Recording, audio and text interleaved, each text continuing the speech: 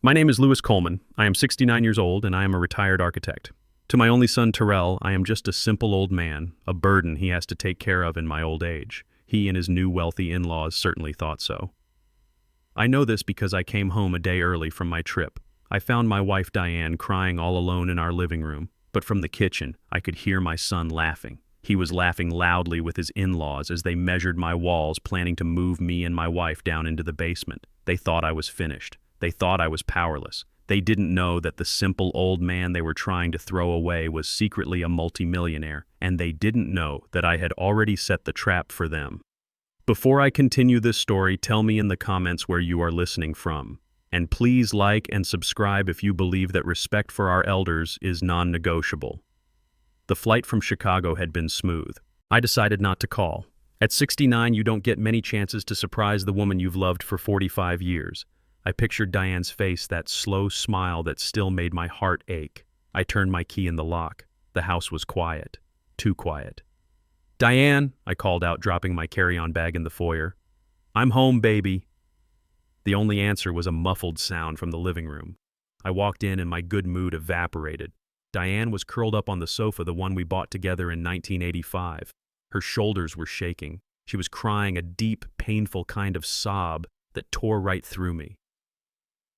"Diane, honey, what is it? What's wrong?" She jumped, startled. Her eyes were red and swollen. "Louis, you're not supposed to be home until tomorrow. I took an earlier flight. What happened? Did someone hurt you?" She shook her head, trying to wipe the tears from her face. They're here, Louis. In the kitchen." I froze. As she said it, another sound cut through the silence of the house. Laughter. It was coming from my kitchen. It was my son, Terrell. But he wasn't alone. I heard the sharp, aristocratic laugh of his mother-in-law, Barbara Preston. "Who's here?" I asked, though my stomach already knew the answer. "Terrell," Diane whispered as if she were afraid to say their names. "And Heather.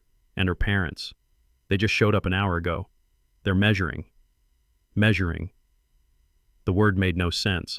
I left Diane on the sofa and walked down the hall. The laughter got louder. They were comfortable. They were happy. While my wife cried 20 feet away. I stood in the doorway of my own kitchen. The scene in front of me felt like a betrayal. Terrell, my son, was holding one end of a metal tape measure. His wife, Heather, was scribbling notes on a pad. And her parents, Richard and Barbara Preston, were standing by my refrigerator sipping what looked like my good whiskey. "I'm telling you, Richard," Barbara said, swirling the glass. "This entire wall has to go. We can knock it out and put a massive Calicut marble island right here." Richard Preston, a man who always looked like he was smelling something bad, nodded. "Good bones, but the whole thing is dated. Look at this cabinetry. Oak. It's pathetic." Heather laughed. "I know, Daddy. It's awful. But once we get the new appliances in, it'll be fabulous. Won't it, Terrell?" My son, my 38-year-old son, just nodded, his eyes shining with a greedy light I had never seen before. "It's going to be amazing, honey. Absolutely amazing." "Terrell." My voice cut through the air like a razor. Terrell dropped the tape measure. It clattered to the tile floor with a loud metallic crash. "Dad." He went pale. "Dad, what are you doing home? Your flight was tomorrow." "I live here," I said, my voice dangerously calm. "A better question is, what are you doing? And why is your mother crying in the living room?" The Prestons turned to look at me. There was no surprise in their eyes, no shame, just annoyance, as if I were a servant who had interrupted dinner. "Oh, Louis, you're back," Barbara said, taking a delicate sip of my whiskey. "Don't be so dramatic. Diane is just being emotional. We were just planning the remodel." "My remodel?" I asked. Heather stepped forward. She was a tall, thin woman who always dressed in sharp angles, and her personality matched. She put her hand on her hip. "Yes, Dad, we're telling you now. Terrell and I are moving in." I looked at Terrell. He wouldn't meet my eyes. He was staring at the floor like a child who'd been caught. "Moving in, of course," Heather said, as if I were slow. "Our apartment is lovely, but it's a rental. This house, well, it's going to be Terrell's anyway. We might as well start making it our own now. It's just practical." I couldn't speak. I looked at the cabinets Henry, my father, had helped me install. I looked at the floor tiles Diane and I had laid ourselves one weekend back in '92. Heather continued oblivious. We'll be taking the master bedroom, of course. It has the ensuite. She gestured vaguely toward the hall. You and Diane can move your things down to the guest room in the basement. It's perfectly comfortable, and honestly, at your age, you don't really need all that space, do you? It'll be much more convenient for everyone. The basement. They were going to move me to my own basement. I felt the blood drain from my face. I had designed this house. I had drawn the blueprints myself. I had hammered nails alongside the construction crew. This wasn't just a house, it was my life's work. And they were talking about it like it was a piece of furniture they could just move. Get out. The words were quiet, but they carried weight. Heather actually laughed. Excuse me, what did you say? I said. I repeated louder this time. Get out of my house. Richard Preston, who had been silent, stepped forward. He was a man used to authority, a man who ran a hedge fund and looked down on everyone else. Now see here, Louis. Let's not be children. We are family, and we are discussing a practical solution for your situation. My situation. Your age, Barbara chimed in, setting her glass down. Your limited income. Terrell has been very open with us about his finances. We know how much he has to help you out every month.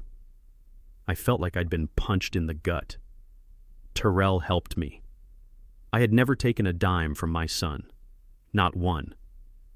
We think it's admirable, Barbara continued, her voice dripping with false sympathy. But it's a burden. And now that he's married to Heather, we are his family too. We've decided to shoulder that burden. We're going to take over this house. We'll handle the bills. We'll handle the maintenance. And in return, Richard added, you and Diane get a safe place to live, downstairs. It's more than fair. I turned to my son. He was still staring at the floor. His silence was his confession. Terrell. He flinched. Look at me. Slowly his eyes met mine. They were filled with shame, guilt, and something ugly. Weakness. Your wife is crying. I said, my voice shaking with a rage so profound it scared me. These people who I have never invited into my home are drinking my liquor and dividing my house like spoils of war. Tell them to get out. Tell them Terrell, now. This was it. The moment of truth. The moment my son would stand up and be the man I raised him to be. Terrell looked at me. He looked at Heather. He looked at her wealthy, powerful parents. And then he broke. Dad, just listen, he pleaded. Just stop making a scene. You're embarrassing me. Embarrassing him. They're right, Dad. He said the words tumbling out in a desperate rush. This house is too much for you. We can help. You're not getting any younger. We worry about you and Mom all the time. This is the best way. The best way, I whispered. To kick me out of my own bedroom. Dad, stop. He finally yelled, his face red. Just stop it. I am tired of this. I'm tired of worrying about this old house, tired of worrying about your bills, tired of pretending we're not all just waiting. This is my house now. Or it will be. Heather and I are making the decisions. Just accept it.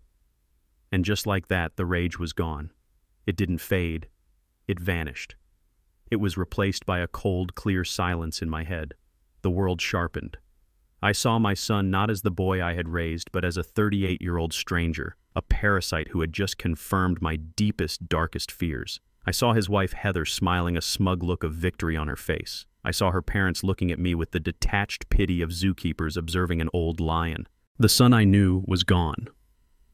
I see, I said. My voice was perfectly even. I nodded slowly. I turned my back on them. I walked out of the kitchen past my son, who looked confused by my lack of shouting. I walked back into the living room. Diane was still on the sofa looking at me with terrified, hopeful eyes. Louis, what's happening? I didn't stop. I walked to the coat closet. I took out her winter coat. I walked back to her and held it open. Get your coat, Diane. What? She sniffled. Louis, what are you doing? We're leaving, I said. My voice was calm. It was the calm of a general who has just seen the entire battlefield and knows exactly where to strike. Terrell and the others had followed me into the living room. What are you talking about, Dad? Terrell asked, his voice a mix of confusion and irritation. Where are you going? You can't just leave. I helped Diane to her feet, guiding her arms into the sleeves of her coat. She looked at me, her eyes asking 1,000 questions, but she trusted me. She always had. I picked up her small purse from the table. I turned to face my son. I looked at him, at his wife, at her parents. "You said you were taking over," I said. "You said you were making the decisions now." I walked toward the front door. "So take over," I said, pulling the door open. "It's all yours." I guided Diane out onto the porch into the cold night air, and I pulled the door shut behind us.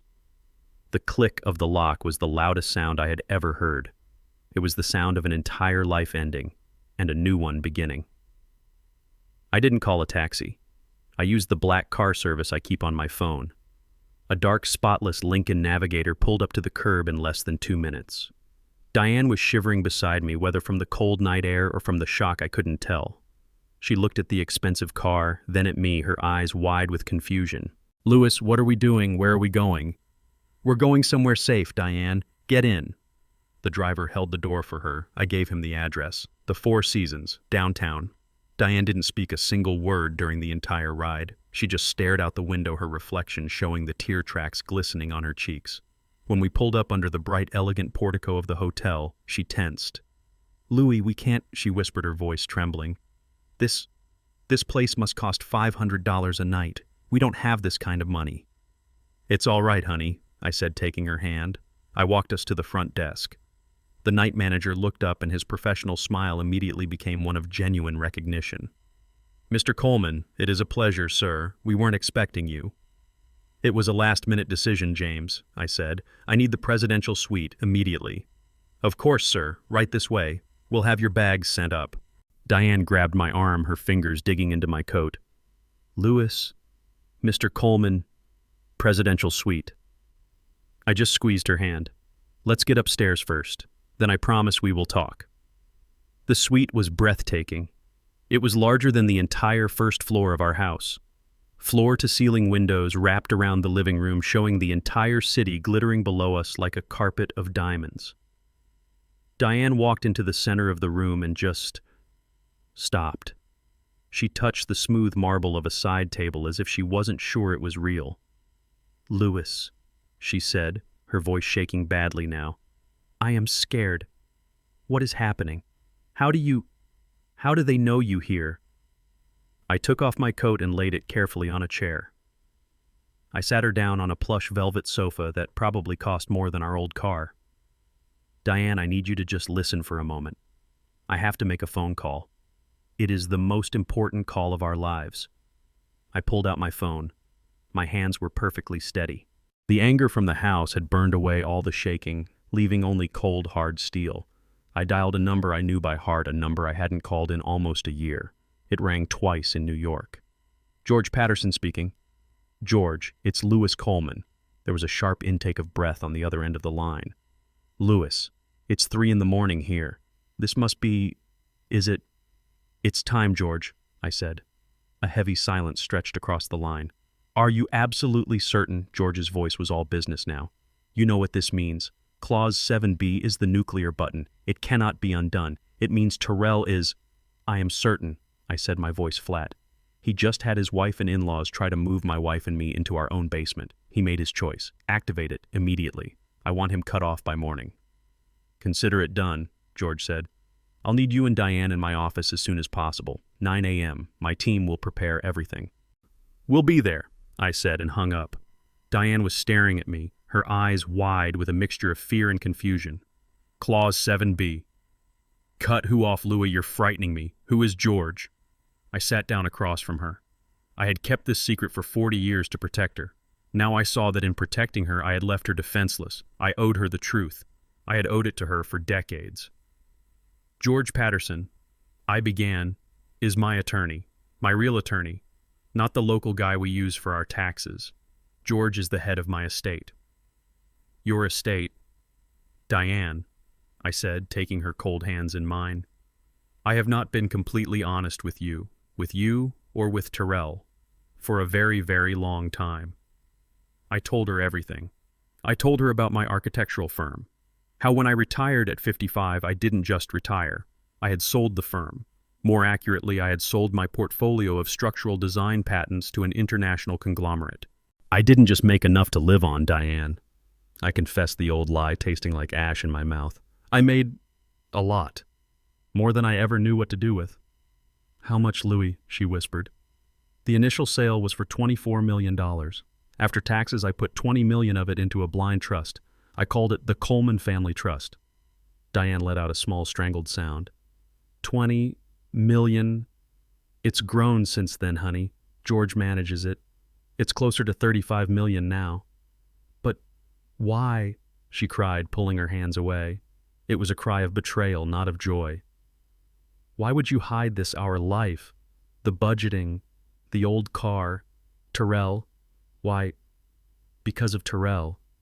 I said, the sadness of it all finally hitting me. I saw what money did to my partner's kids. It made them soft. It made them entitled. It made them weak. I didn't want that for our boy. I wanted him to work. I wanted him to learn the value of $1. I wanted him to be a man, not an heir. So you played poor. I lived simply, I corrected her gently. I gave him everything he needed. His college was paid for by the trust. The down payment on his first apartment, that was the trust. I always told him it was the last of my savings. I truly thought, I was teaching him responsibility. I stood up and walked to the window, looking down at the city. But I was wrong. I wasn't teaching him responsibility. I was just hiding the target. I made him believe I was weak. I made him believe I was simple. I made him believe I was a burden. And he believed it. Diane was silent, trying to process 20 years of lies, trying to reconcile the man she married with the stranger sitting in this palace of a hotel room. So, the house, she finally asked, her voice small. The house they were measuring. The house they are trying to take. I turned to face her. That's the most important part, Diane. The house isn't ours. It never was. What do you mean? I said, feeling the first cold spark of justice. It belongs to the trust. We are just its lifelong tenants. And Terrell, he just tried to evict the landlord.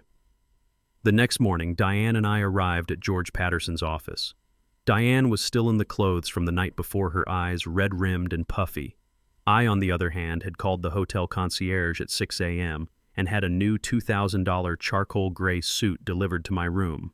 When I walked out of the bedroom dressed, Diane gasped. She had never seen me in anything that wasn't off the rack. She was finally, after 45 years, beginning to see the man she had married.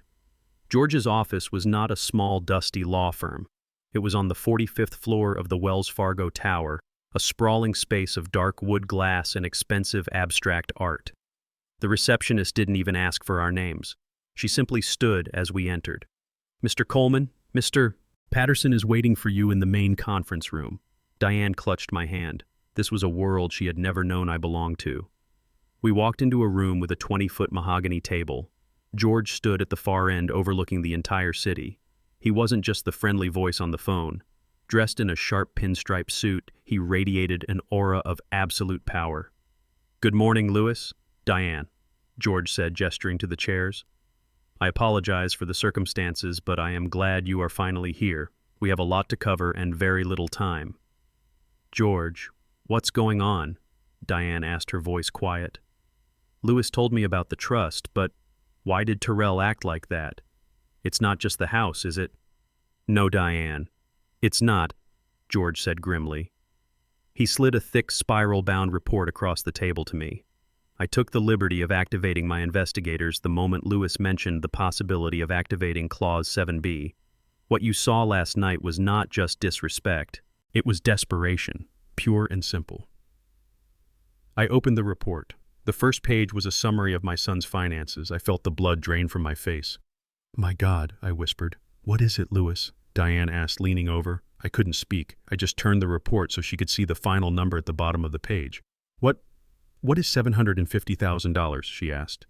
That George said is the amount of debt your son, Terrell, and his wife, Heather, are currently in.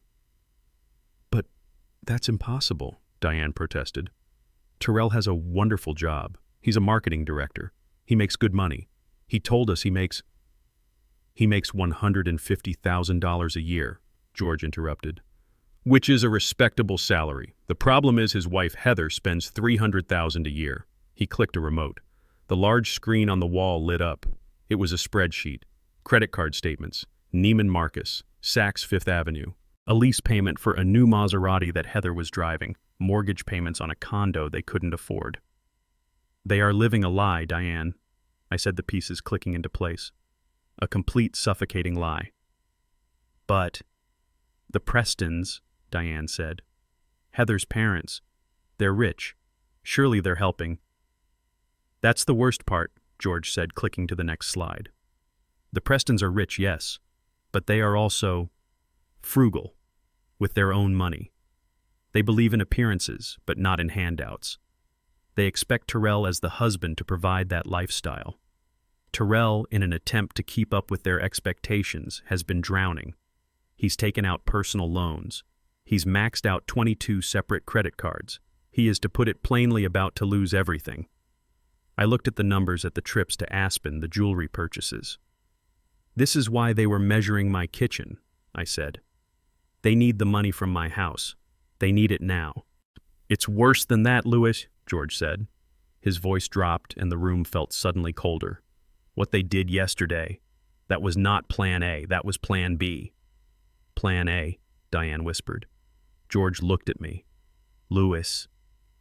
I didn't want to tell you this unless it became necessary, but 3 months ago I received a call from the executive manager at the bank that handles the Coleman Trust. He clicked to a new document. It was a scanned copy of an email. 3 months ago, Terrell Coleman and his father-in-law, Richard Preston, scheduled a private meeting with the bank. They brought a lawyer of their own. They petitioned the bank to have the control of the trust's assets frozen. I stood up from my chair. They did what? They attempted to have you, Louis, legally declared mentally incompetent. Diane let out a small, horrified gasp. They presented a file, George continued, full of anecdotal evidence. How you forget things. How you live beneath your means, which they cited as a sign of senile hoarding. How you refuse to manage your own finances, letting them fall into disarray. But we live simply, Diane protested. That was our choice. It was a choice they tried to weaponize against you, George said. They argued that Louis's refusal to live a life of luxury was proof that he was no longer sound of mind. They wanted the bank to grant Terrell emergency signatory power over the trust to protect his father's assets. They wanted the $35 million. I stated, the ice in my veins spreading. They wanted it all, George confirmed. And the bank, of course, laughed them out of the room. The trust is ironclad. It's designed to prevent exactly this. The bank manager knows you personally, Louis. He knew it was a fraudulent claim, and as per the trust's security protocol, he called me immediately. I sat back down, the weight of the betrayal crushing me. This wasn't just a greedy son wanting a bigger house. This was a cold, calculated, premeditated conspiracy. My son had tried to have me locked away, to have my mind legally erased so he could steal his inheritance. So, yesterday, Diane said, connecting the final piece. Yesterday was Plan B, I finished for her. When they failed to get the trust, they decided to go after the only asset they thought I actually owned, the house. They couldn't get the millions, so they settled for the $500,000 they thought the house was worth. They weren't just moving us to the basement, Louis, Diane said, her voice now hard as steel. They were moving us out of our lives, one way or another. I looked at George. So he did it. He triggered Clause 7B. George Patterson smiled. He triggered it the moment he walked into that bank 3 months ago. Louis, Terrell is already disinherited. He just doesn't know it yet. Diane's hands were shaking, but not from fear anymore. It was rage, a pure, cold rage I had never seen in her. They tried to have you committed, she whispered, her voice low and dangerous. They tried to lock you away. They did, I said, and they failed, so they came for the house. Those vultures, she hissed. Louis, what does this mean? What happens now? I looked at George. Tell her exactly what Terrell just did to himself. George steepled his fingers, looking at Diane with a calm, professional respect. Diane, when Louis and I set up this trust, he was worried about this exact scenario. He was worried that Terrell, surrounded by the wrong influences, might one day see him as a piggy bank rather than a father. So Louis had me write in a very specific, very punitive clause. We call it Clause 7B. What does it do? Diane asked. We nicknamed it the wolf in sheep's clothing clause, George said. It states that if any primary beneficiary, in this case Terrell Coleman, is found to have engaged in any act of willful financial, emotional, or physical harm against the founders Louis and Diane Coleman, that beneficiary is immediately and permanently disinherited. Diane's eyes widened. Permanently, irrevocably, as if he had never been named in the trust at all, George confirmed. The attempt to have Louis declared mentally incompetent, an act of profound financial and emotional harm, triggered this clause 3 months ago. And yesterday, he added, their hostile attempt to take your home and banish you to the basement was the final undeniable nail in his coffin. As of this moment, Terrell Coleman has no legal claim to a single penny of the $35 million Coleman family trust. The words hung in the air. $35 million. Lost. Diane processed this. So, what happens to the money? To the house? Where does it all go? It goes, George said, to the contingent beneficiary, the person Louis designated to inherit everything in the event of Terrell's disqualification. I smiled. Monique. Monique, Diane said, surprised. Your sister's girl. My sister's daughter, I affirmed. The one who works as a public school nurse in Atlanta. The one who calls us every single Sunday just to check in. The one who still sends you a handmade card for your birthday, Diane. George nodded. I called Monique this morning. I explained the situation. She was shocked, to say the least. But she understands. She is flying in tonight. As of this moment, your niece is the legal heir to the entire estate, including the house at 124 Willow Creek. A heavy silence fell as we absorbed the sheer scale of the shift. Then a slow, cold smile spread across my face. He doesn't know, I whispered. No, George said. He has no idea. He just thinks he's dealing with a tired old man who lives in a house he can steal. They want the house, I said, a plan forming in my mind. They are so desperate for that $500,000 they are willing to destroy our lives for it. So, I said, looking at George, let's give it to them. Diane looked at me. Louis, what are you talking about? The trap, Diane. They set their trap. Now we set ours. George caught on immediately. His eyes lit up. Oh, that is brilliant, Louis. Diabolical and perfectly legal. What are you two planning? Diane asked, her voice a mix of fear and excitement. George leaned forward. Your family, Diane, thinks you are weak, old, and senile. They think they've won. They think Louis ran away last night like a scared dog. They are arrogant, greedy, and stupid. We are going to use that arrogance against them. We are going to draft a new document, a transfer of property and care agreement. It will look official, I added. It will say that we, Louis and Diane Coleman, in our frail state, agree to hand over the deed to the house. In exchange, George continued, for Terrell and Heather assuming all responsibility for our care. They won't be able to sign it fast enough, but the fine print, Diane, the fine print will be a work of art. What will it say?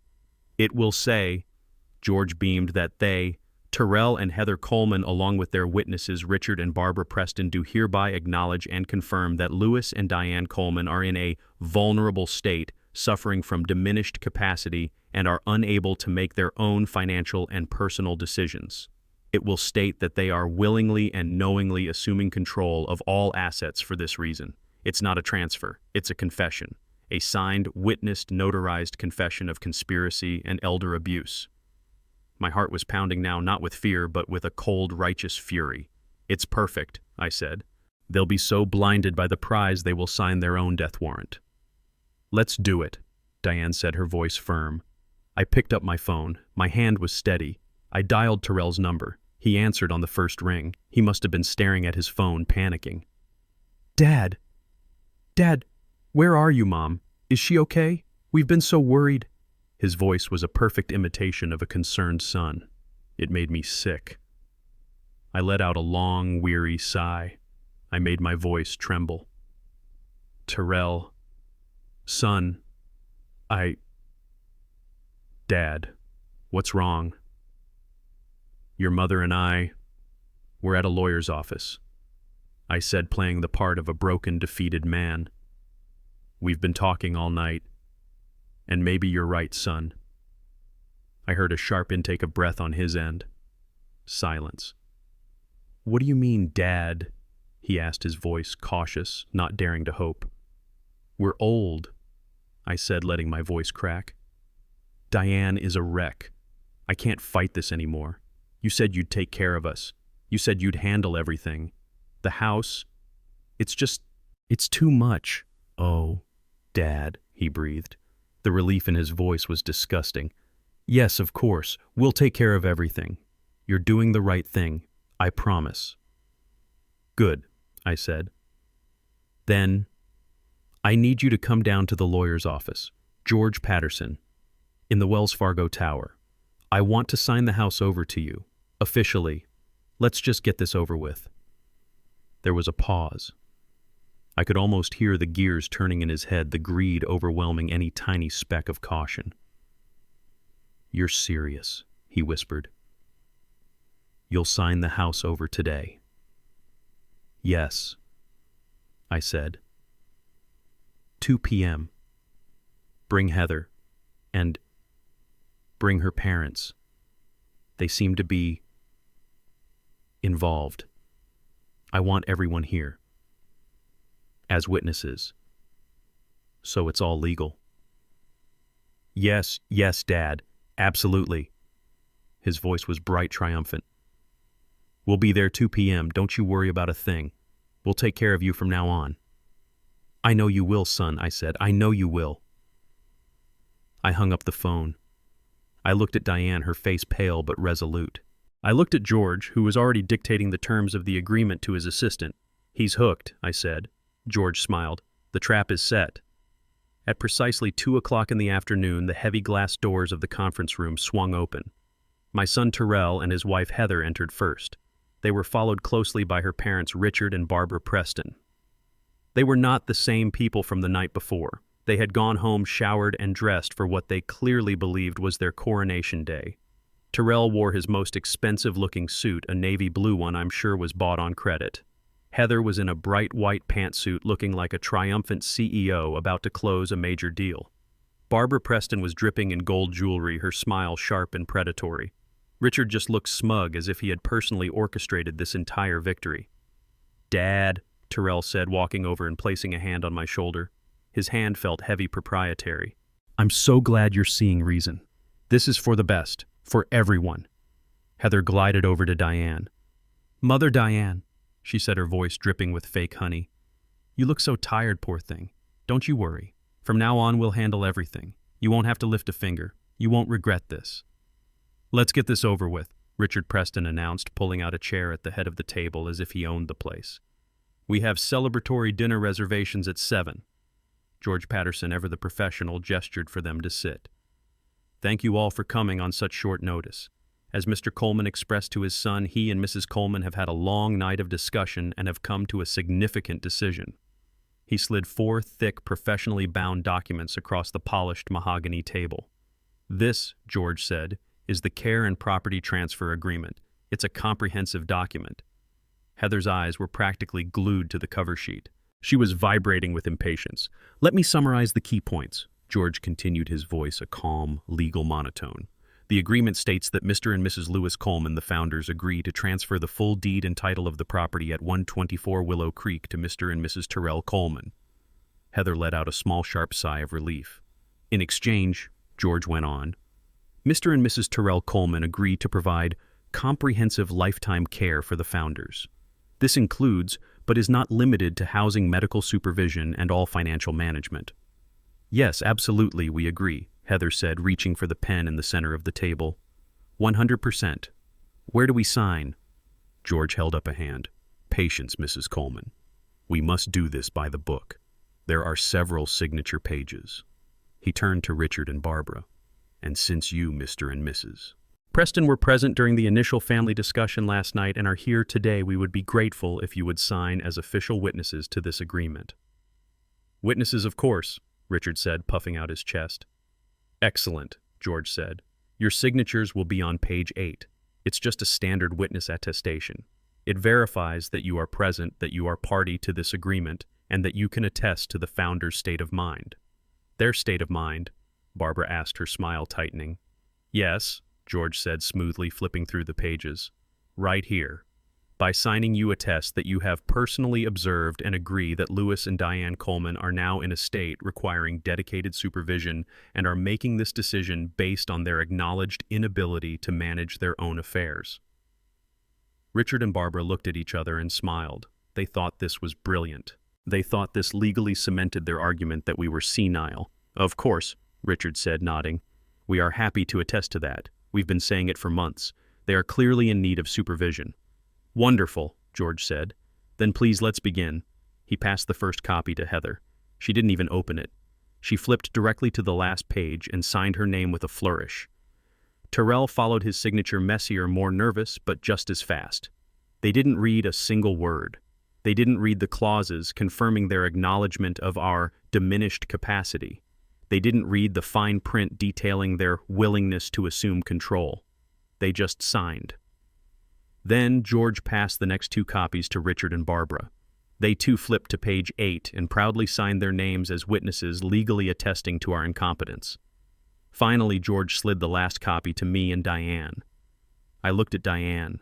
Her hand was steady. She picked up the heavy, expensive pen. She signed her name. Then I signed mine. George gathered all 4 copies, stacking them neatly. Well, he said, tapping them on the table, that seems to be everything. Heather stood up, beaming. She clapped her hands together once. Perfect. Well, that's that. Terrell, darling, we need to call the contractors. They can start on the master bedroom tomorrow. She turned to me. Dad, Mom, we'll help you start packing your things for the basement as soon as we get home.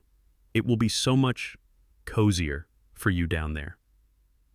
Terrell looked relieved, as if the weight of the world, or at least $750,000 of it, had been lifted from his shoulders. I let the silence hang for a moment. I watched them bask in their victory. I saw the greed, the relief, the sheer, unadulterated arrogance. I let them enjoy it for a full 10 seconds. Then I looked at George. He nodded. Actually, I said, my voice clear and strong, cutting through Heather's happy chatter, we're not quite finished yet. Heather's smile faltered.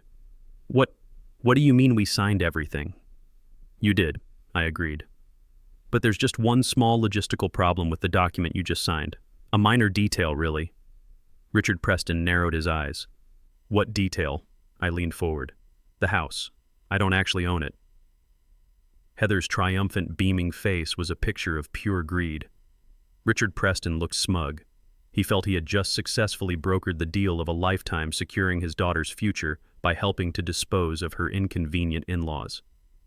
Actually, Mrs. Coleman, you are not quite finished yet, George said. His voice had changed. The friendly, accommodating tone was gone. In its place was a sharp, cold precision, the voice of a lawyer who was no longer negotiating but dictating. Heather, who was already turning toward the door, stopped. What do you mean, we signed the papers? It's done. I mean, George said, there is a small technical problem with the care and property transfer agreement you just signed. Richard Preston let out an impatient, condescending sigh. What problem? It's a standard transfer agreement. I'm a lawyer myself, Patterson, or at least I was. I know how these things work. Do you now?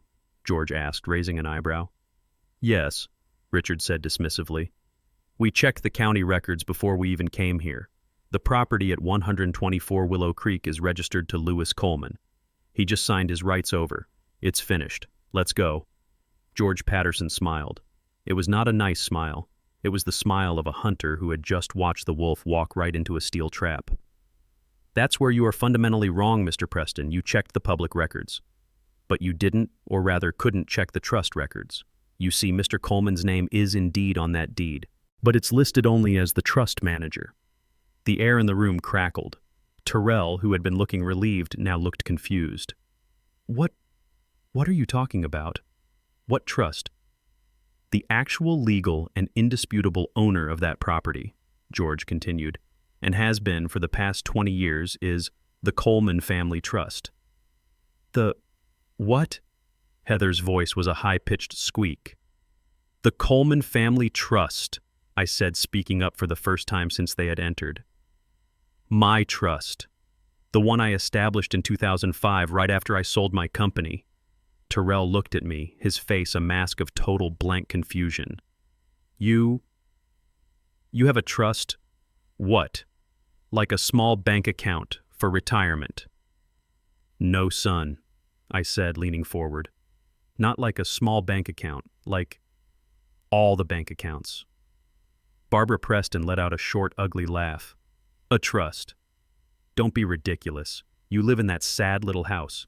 You drive that 10-year-old car. You're just a retired architect. What could you possibly have in a trust? A few $1,000s, this is a pathetic waste of our time. I looked at Barbara. I let her arrogance, her complete and total misjudgment hang in the air. I let her feel superior for one last glorious second. George, I asked, my voice calm, what is the current valuation of the Coleman family trust? George looked down at a different folder, a thick one they had not seen before. As of this morning's market open, Mr. Coleman, the trust's liquid and fixed assets are valued at $35,421,000 and change. The silence that followed was so profound I could hear the faint hum of the air conditioning. I could hear Diane let out a shaky breath beside me. She knew, but hearing the numbers said out loud in this room was still a shock. Terrell just stared at me. His mouth opened, then closed. No sound came out. Richard Preston's smug, fleshy face dissolved. He looked like he had been physically struck. 35 million. But the most beautiful reaction, the one I will treasure, was Heather's. Her face went through a rapid, spastic series of emotions. First complete confusion, then total disbelief, then a wild, ecstatic, all-consuming joy. Her eyes lit up like a Christmas tree. 35 million, she breathed, looking at Terrell, her voice trembling. Baby, we're rich. She actually started to laugh, a high-pitched, hysterical sound that was half sob. He has $35 million. Oh my God, Terrell, we're rich. She launched herself at Terrell, who was still paralyzed, throwing her arms around his neck. We're rich. We don't need the stupid house. Who cares about the house? We get the trust. She pulled away from him and turned to me, her entire demeanor changing in an instant. The fake honey was gone, replaced by a frantic, desperate, clawing adoration. Dad! Oh, Dad, I mean Louis. I knew it. I always knew you were special. I always told Terrell your father is such a dignified man, so wise. Stop. My voice was cold. It cut through her hysterical rambling and stopped her mid-sentence. What? She asked, her smile faltering. You're not rich, I said. He's not rich. You get nothing. She froze. What? What do you mean, Terrell? He's your son.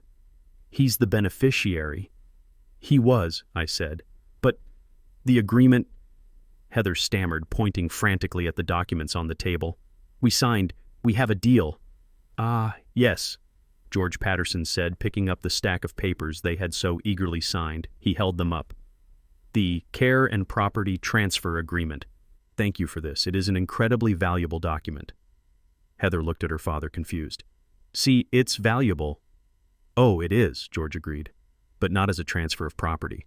As I said, that part is completely void, since Louis doesn't own the house he was transferring to you. No, this document is valuable. As a confession. Richard Preston's face went from pale to a sickly gray. He finally understood. A confession, Terrell whispered. Yes, I said, looking right at my son.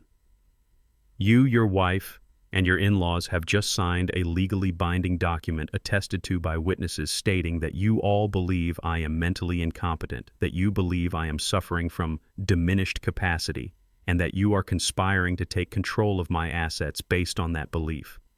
You just handed me all the proof I will ever need for a court of law. Terrell stared at the papers, then at me, and then at George.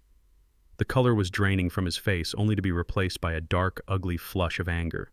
So, what? He suddenly shouted, slamming his flat palm on the mahogany table. The sound made Heather jump and Diane flinched. So what? It's a stupid piece of paper. It's a trick. It doesn't mean anything.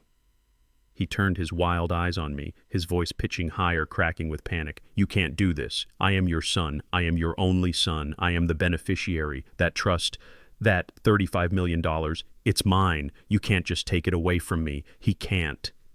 Right, Richard, tell them. He was looking at me, but he was pleading to his wife, to his in-laws, trying to reassure them, trying to reassure himself. It's my birthright. You were the beneficiary, Terrell, I said. My voice was quiet. The calm in the room seemed to terrify him more than any shouting could. You were the beneficiary right up until 10:15 a.m. on Tuesday, August 12th, 3 months ago. Terrell froze. I don't know what you're talking about. Don't you? I asked. August 12th, a meeting at the First National Trust Bank. You, your father-in-law Richard here, and a lawyer from his firm. Does that ring a bell? Terrell's face went slack. He looked like he had been shot. How did you know about that? The bank? They said it was a confidential inquiry. They called me. George Patterson interjected, his voice like ice.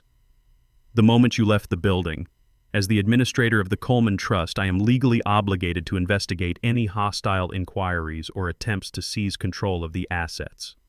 Hostile inquiries, Terrell stammered, grasping for a defense. I was just asking questions. I was worried about him, about his state. You were not asking questions, Terrell, I said, finally standing up. I felt tall. I felt powerful. You were making accusations. You told the board members that I was senile. You told them I was hoarding. You claimed my simple private lifestyle was proof of advanced mental decay and a danger to myself and the estate.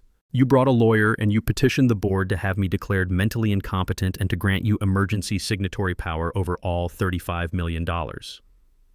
That, George said, was a profound tactical error, because that singular act of profound willful betrayal triggered Clause 7B.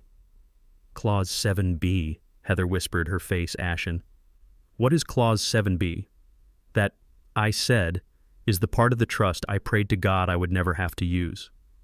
I walked around the table until I was standing right in front of my son. He was shaking. When I set up this trust, I knew your heart, Terrell. I knew it was good, but I also knew your weakness. I knew you were easily influenced.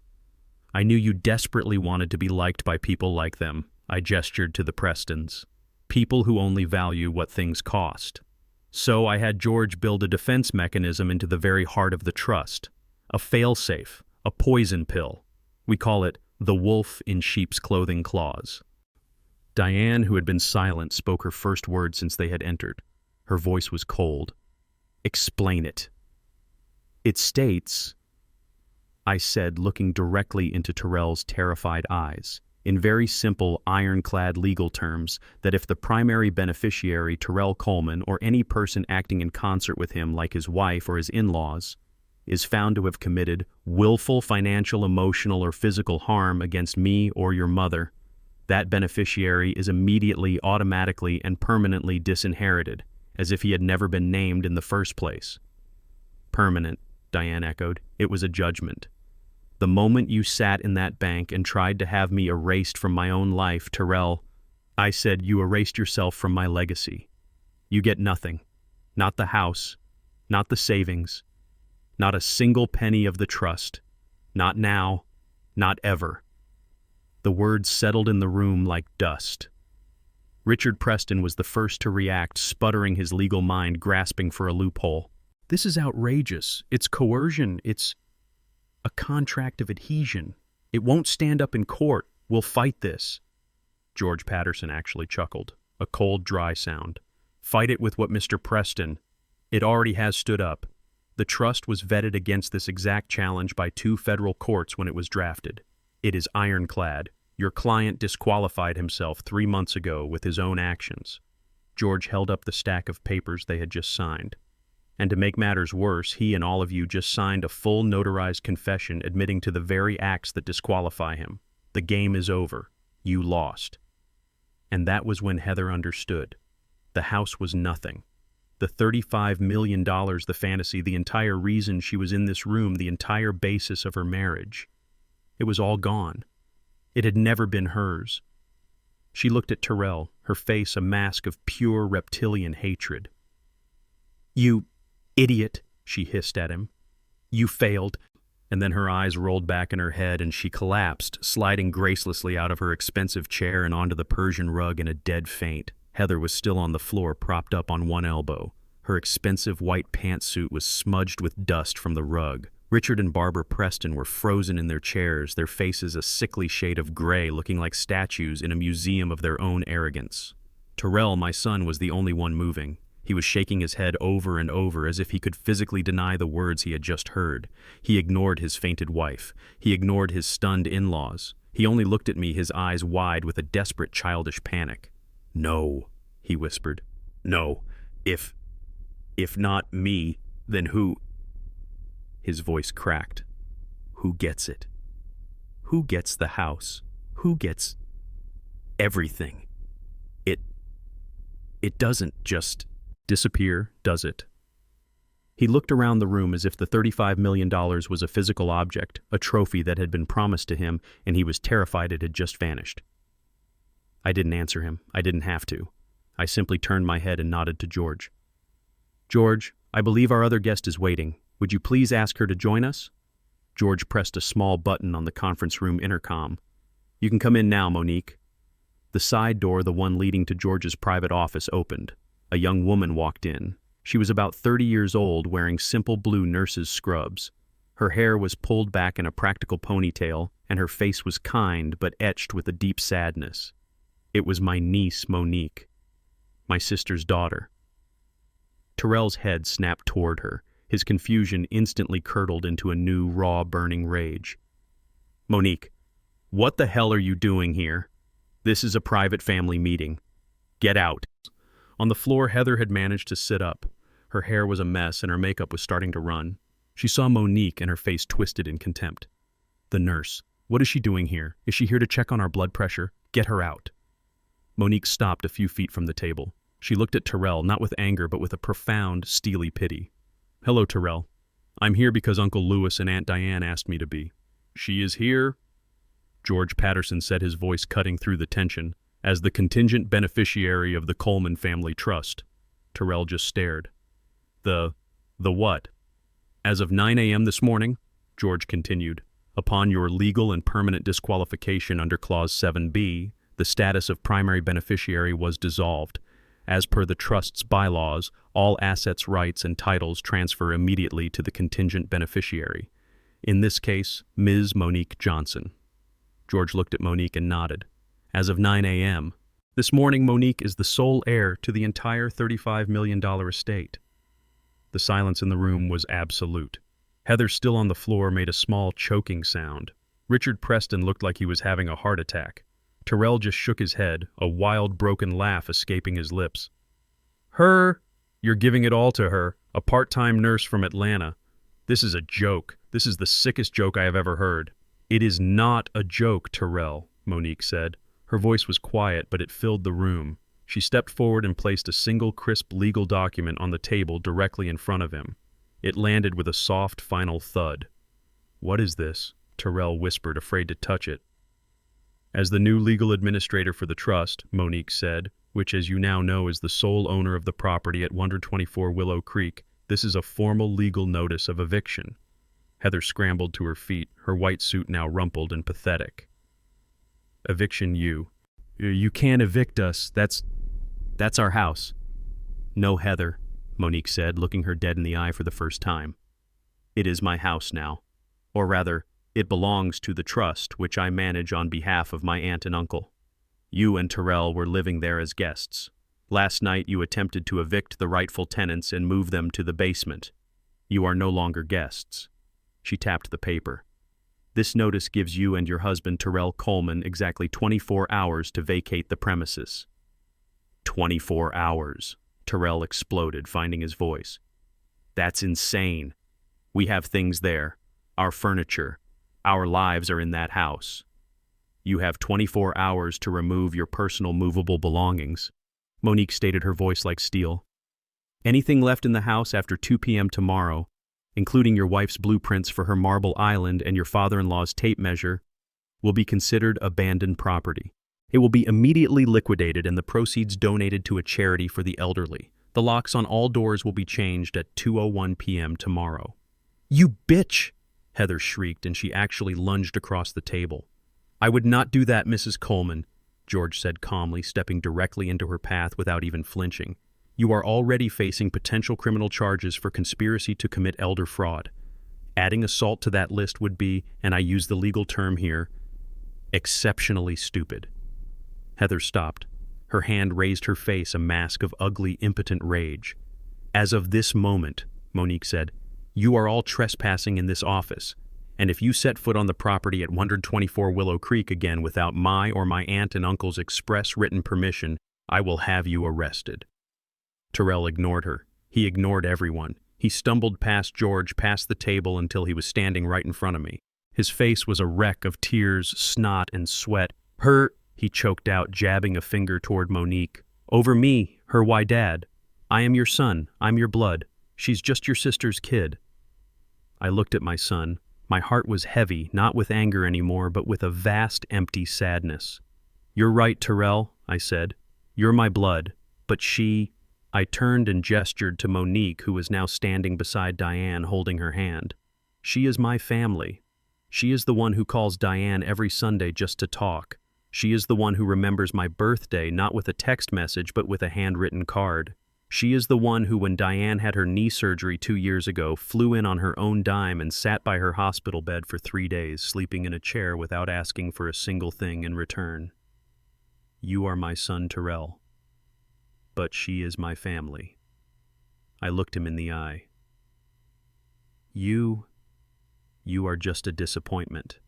Richard Preston, his face a mask of purple rage, finally understood that the game was over. He was a man who detested losing, and he had just been checkmated in front of his entire family. He grabbed his wife Barbara by the arm, pulling her roughly to her feet. This is preposterous," he sputtered, yanking his suit jacket straight. "A complete farce. We will not stay here to be insulted by this nurse and a senile old man who thinks he's a king." "He's right," Barbara chimed in frantically, brushing imaginary dust from her expensive silk blouse. "We are leaving. Terrell, Heather, get your things. We don't need this charity. We have our own money. We certainly don't need his $35 million. They moved toward the door, a pathetic attempt to regain control to make it seem as if they were rejecting us and not the other way around. Heather, seeing her parents bluster, began to rally. She grabbed Terrell's arm. "Let's go, Terrell. We'll fight this. We'll sue them. We don't need them." "Oh, but I'm afraid you do, Mr. Preston." George's voice, smooth as glass, cut them off. They stopped, their hands just inches from the brass doorknob. "Excuse me," Richard sneered, turning slowly. "I said," George repeated, "I'm afraid you do need them, or rather you needed his money. Please sit back down. We haven't finished the presentation." "We have nothing more to discuss," Richard growled. "On the contrary," George replied, pressing a button on the small remote in his hand. The large projector screen that had been recessed in the ceiling hummed to life, descending silently. "You all came here today under the pretense of caring for Louis and Diane. We are simply trying to understand the full depth of that concern." The screen lit up, displaying a document titled in large, bold letters, "Liability Report, Coleman, Terrell, and Heather." Terrell and Heather froze. "What is this?" Terrell demanded, his voice rising in panic. You have no right. That's private." "It was private," George corrected him, "until you made it the trust's business by attempting to defraud it. As the administrator, I have a fiduciary duty to protect the trust from all credible threats, and you, Mr. Coleman, along with your accomplices, have become the most significant threat of all." He aimed the red dot of a laser pointer at the screen. "You see, we were deeply curious about why you were so desperate. Why try to have your father committed? Why risk everything for this $500,000 house? The $35 million was the obvious prize, but the house, that was a smaller, more desperate move. It implied a severe cash flow problem." George clicked the remote. A long list of credit card accounts filled the screen. American Express Platinum, Chase Sapphire Reserve, Visa Black, 22 different cards in total. "You two," George said, addressing Terrell and Heather directly, "are living a spectacular lie. Your combined income before taxes is approximately $150,000 per year." "That is none of your business." Heather snapped, her face pale. "It is now," George said, "because your combined spending according to these statements from the last 12 months was just over $305,000, a deficit of $155,000. But of course it gets much worse." He clicked again. A new slide showed personal loans, payday advances, and applications for a second mortgage on their condo. "Add it all together," George said, his voice echoing in the silent room. "Your current unsecured high-interest debt totals $754,212.90. "What?" The voice was not Terrell's. It was Heather's. She turned to her husband, her face bone-white with a dawning, sickening horror. 700,000, she whispered, her voice barely audible. Terrell couldn't look at her. He was staring at the screen at the numbers that represented his total ruin, all of it exposed under the harsh fluorescent lights. You told me it was 200, she shrieked, her voice cracking. You told me it was a single bad business loan. You lied to me. Terrell finally looked at her, his face crumbling. I was going to fix it. I just needed one big win. You thought what? Heather screamed, tears of rage now streaming down her face. You thought you'd steal my father-in-law's house to pay for your... What is this? This? George said helpfully, clicking to the next slide, is a detailed transaction history from 6 different offshore online sports betting sites. It appears, Mr. Coleman, that the vast majority of this debt isn't from buying your wife expensive bags. It's from gambling. You've gambled away nearly $500,000 you never had. Heather looked like she was going to be physically ill. She backed away from Terrell as if he were contaminated. Richard Preston, however, looked almost relieved. He saw an opening to distance himself. A gambler, he said, his voice dripping with theatrical disgust. My God, Barbara, can you believe it? This con artist married our daughter. He played us all, Barbara agreed, clutching at her pearls. He was going to drag our poor Heather down with him, the liar. Ah, but that's not entirely true, is it? George said, his voice dangerously soft. Richard and Barbara froze. What do you mean? Richard asked. George clicked the remote. The screen changed. Now it read, Preston, Richard, and Barbara, financial inquiry. What is this? Barbara stammered, her fake indignation vanishing. You have no right to our finances. Again, I do, George said. The moment you signed that document as witnesses to a fraudulent act, you legally made yourselves accomplices in this conspiracy. I had to know why a supposedly wealthy man like you, Richard, would risk his entire reputation on such a flimsy, illegal scheme. Unless, of course, you were just as desperate as your son-in-law. The screen lit up with new data. It seems your boutique hedge fund, Mr. Preston, isn't doing so well. In fact, it's been under active investigation by the SEC for serious capital irregularities for the last 6 months. Richard Preston stopped breathing. My investigators found that you have been borrowing heavily from your clients' trust accounts to cover your own catastrophic market losses, George said. You're not just broke, Richard, you're insolvent, and you are about to be indicted. You monster! Barbara shrieked, turning on her husband. You told me the business was fine. You said you were a genius. And you, Richard roared back, his face purple, you told me your mother gave you that money. That's a lie. Oh, isn't it? George said, clicking one last time. And you, Barbara, that generous help you gave your daughter, the money for her Maserati, the down payment on the condo, that wasn't from your husband's successful business. We traced the transactions. You have been systematically draining your own 88-year-old mother's retirement account without her knowledge, an account, I might add, that she kept at our bank. You common thief, Richard howled at his wife. You're one to talk. You fraud. It all fell apart right there. The screaming, the accusations, the raw, ugly truth of their lives exploding in the middle of George's conference room. It was beautiful. George Patterson let them implode for a full minute, a symphony of destruction. Then he cleared his throat. It seems, he said, turning off the screen, plunging the room back into a heavy silence, that you weren't a healthy family trying to help an old man. You were a house of cards already collapsing, and you were all trying to use Louis and Diane as your foundation. The meeting is over. The heavy silence in the room stretched for a full 10 seconds. It was broken by Heather. She hadn't fainted.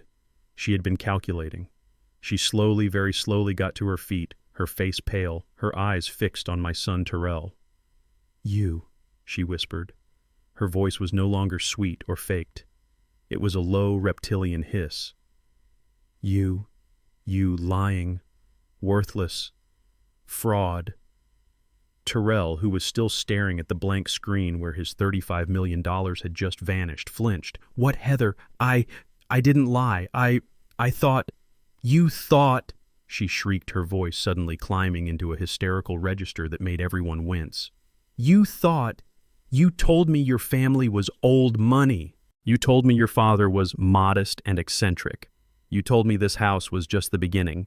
I was trying to give you what you wanted, Terrell yelled back, his desperation finally finding an outlet in anger. I was trying to keep up. Who was the one who needed the Maserati, who had to have the condo in the city, who spent $10,000 on a single handbag last week? Because you told me we could afford it, she screamed, taking a step toward him, her hands clenched into fists. I was trying to make it work. I was managing it. Barbara Preston, who had recovered from her own shock, stood up. Her voice was dripping with venom. You call $750,000 in gambling debts managing it. You are a degenerate, Terrell. You married our daughter under false pretenses. You are a common con artist. Oh, I'm the con artist. Terrell laughed, a high, broken, terrible sound. Your husband is a crook. He's about to be indicted by the SEC, and you? He jabbed a finger at Barbara. You stole from your own 88-year-old mother. You're a pack of hypocrites, a family of vampires. Richard Preston let out a roar and lunged across the table. You ungrateful little, I'll kill you. Gentlemen. George Patterson's voice was not loud, but it cut through the chaos like a whip. He stood between Richard and Terrell. That is enough. The room fell silent again, the air vibrating with raw hatred. This, George said, gesturing to the four of them with complete disgust, is a place of business. It is my office. You will not turn it into a whatever this is. The meeting, as I stated before, is over. The trust is secure. The documents are signed. Now I must insist that you take your family disputes elsewhere, immediately. Heather wasn't looking at her parents. She wasn't looking at George. She was just staring at Terrell, and I could see the final cold calculations clicking into place behind her eyes. This wasn't just anger anymore. It was grief. But she wasn't grieving the man. She was grieving the money. So that's it. Terrell whispered, his voice hollow. He saw it too. It was always just the money. Heather, busy gathering her expensive purse, ignored him. You never loved me, Terrell said a little louder. You loved this. He gestured around the opulent office. You loved the idea of this, the $35 million. Heather finally stopped. She turned to face him. Her face was cold, composed, and stripped of all emotion, all the fake love, all the honeyed words. Well, he was rich, she said, her voice flat. And you were too stupid to even inherit it correctly. You couldn't even manage that one simple thing right. That was the bullet. I watched my son absorb it. I saw the last spark of the weak, desperate boy who had tried so hard to please her just die.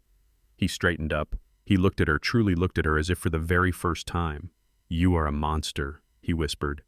Heather just laughed, a short, ugly, humorless bark. No, Terrell, I'm just practical. And you turned out to be a very, very bad investment. She turned to her parents. Let's go. I need a drink. I need to call my lawyer. Wait, Terrell said. She turned back, her face a mask of irritation. What now? Are you going to beg? It won't work. Terrell slowly, deliberately held up his left hand. You forgot this. He twisted the simple gold wedding band off his finger. It was my own father's ring, the one I had given him when he told me he was getting married. He looked at it, then threw it on the polished floor. It skittered across the mahogany and came to rest right at her designer shoes. I'm divorcing you, he said. Heather looked down at the ring. Then she looked back at him. She laughed again, that same horrible, brittle laugh. Divorce me. You can't afford to divorce me, you fool. I'll take... Wait. She stopped. The final, terrible realization hit her. There's nothing to take. Exactly, I said from my chair. Heather's face crumpled. The last shred of her composure shattered into pure, unadulterated fury. She ripped the massive, glittering diamond ring, the one he had bought her with a fraudulent loan, off her own finger. Fine, she screamed. You want it? Have it. She didn't throw it on the floor. She threw it directly at his face. Terrell ducked, and the ring, worth a fortune he never had, hit the glass conference room wall behind him with a sharp tink. I would rather go home and live with my criminal parents. She spat, her voice thick with venom. Than spend one more second breathing the same air as a broke, pathetic failure like you. She grabbed Barbara's arm. Let's go. I'm calling my lawyer. I want an annulment. Barbara, looking completely defeated and 10 years older, let her daughter pull her from the room. Richard Preston was the last to leave. He didn't look at his wife or daughter. He stopped at the door, turned, and looked right at me. His eyes were cold, dead, and full of a hatred that was almost tangible. You, he growled, his voice low, you enjoyed this. You planned this whole thing, this entire humiliation. No, Richard, I said, meeting his gaze.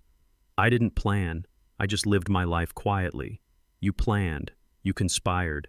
You were the ones who were arrogant. I just had a better emergency exit. He stared at me for a long, terrible moment, the promise of future battles hanging in the air between us. Then he turned and followed his family out of the office, pulling the heavy door shut behind him.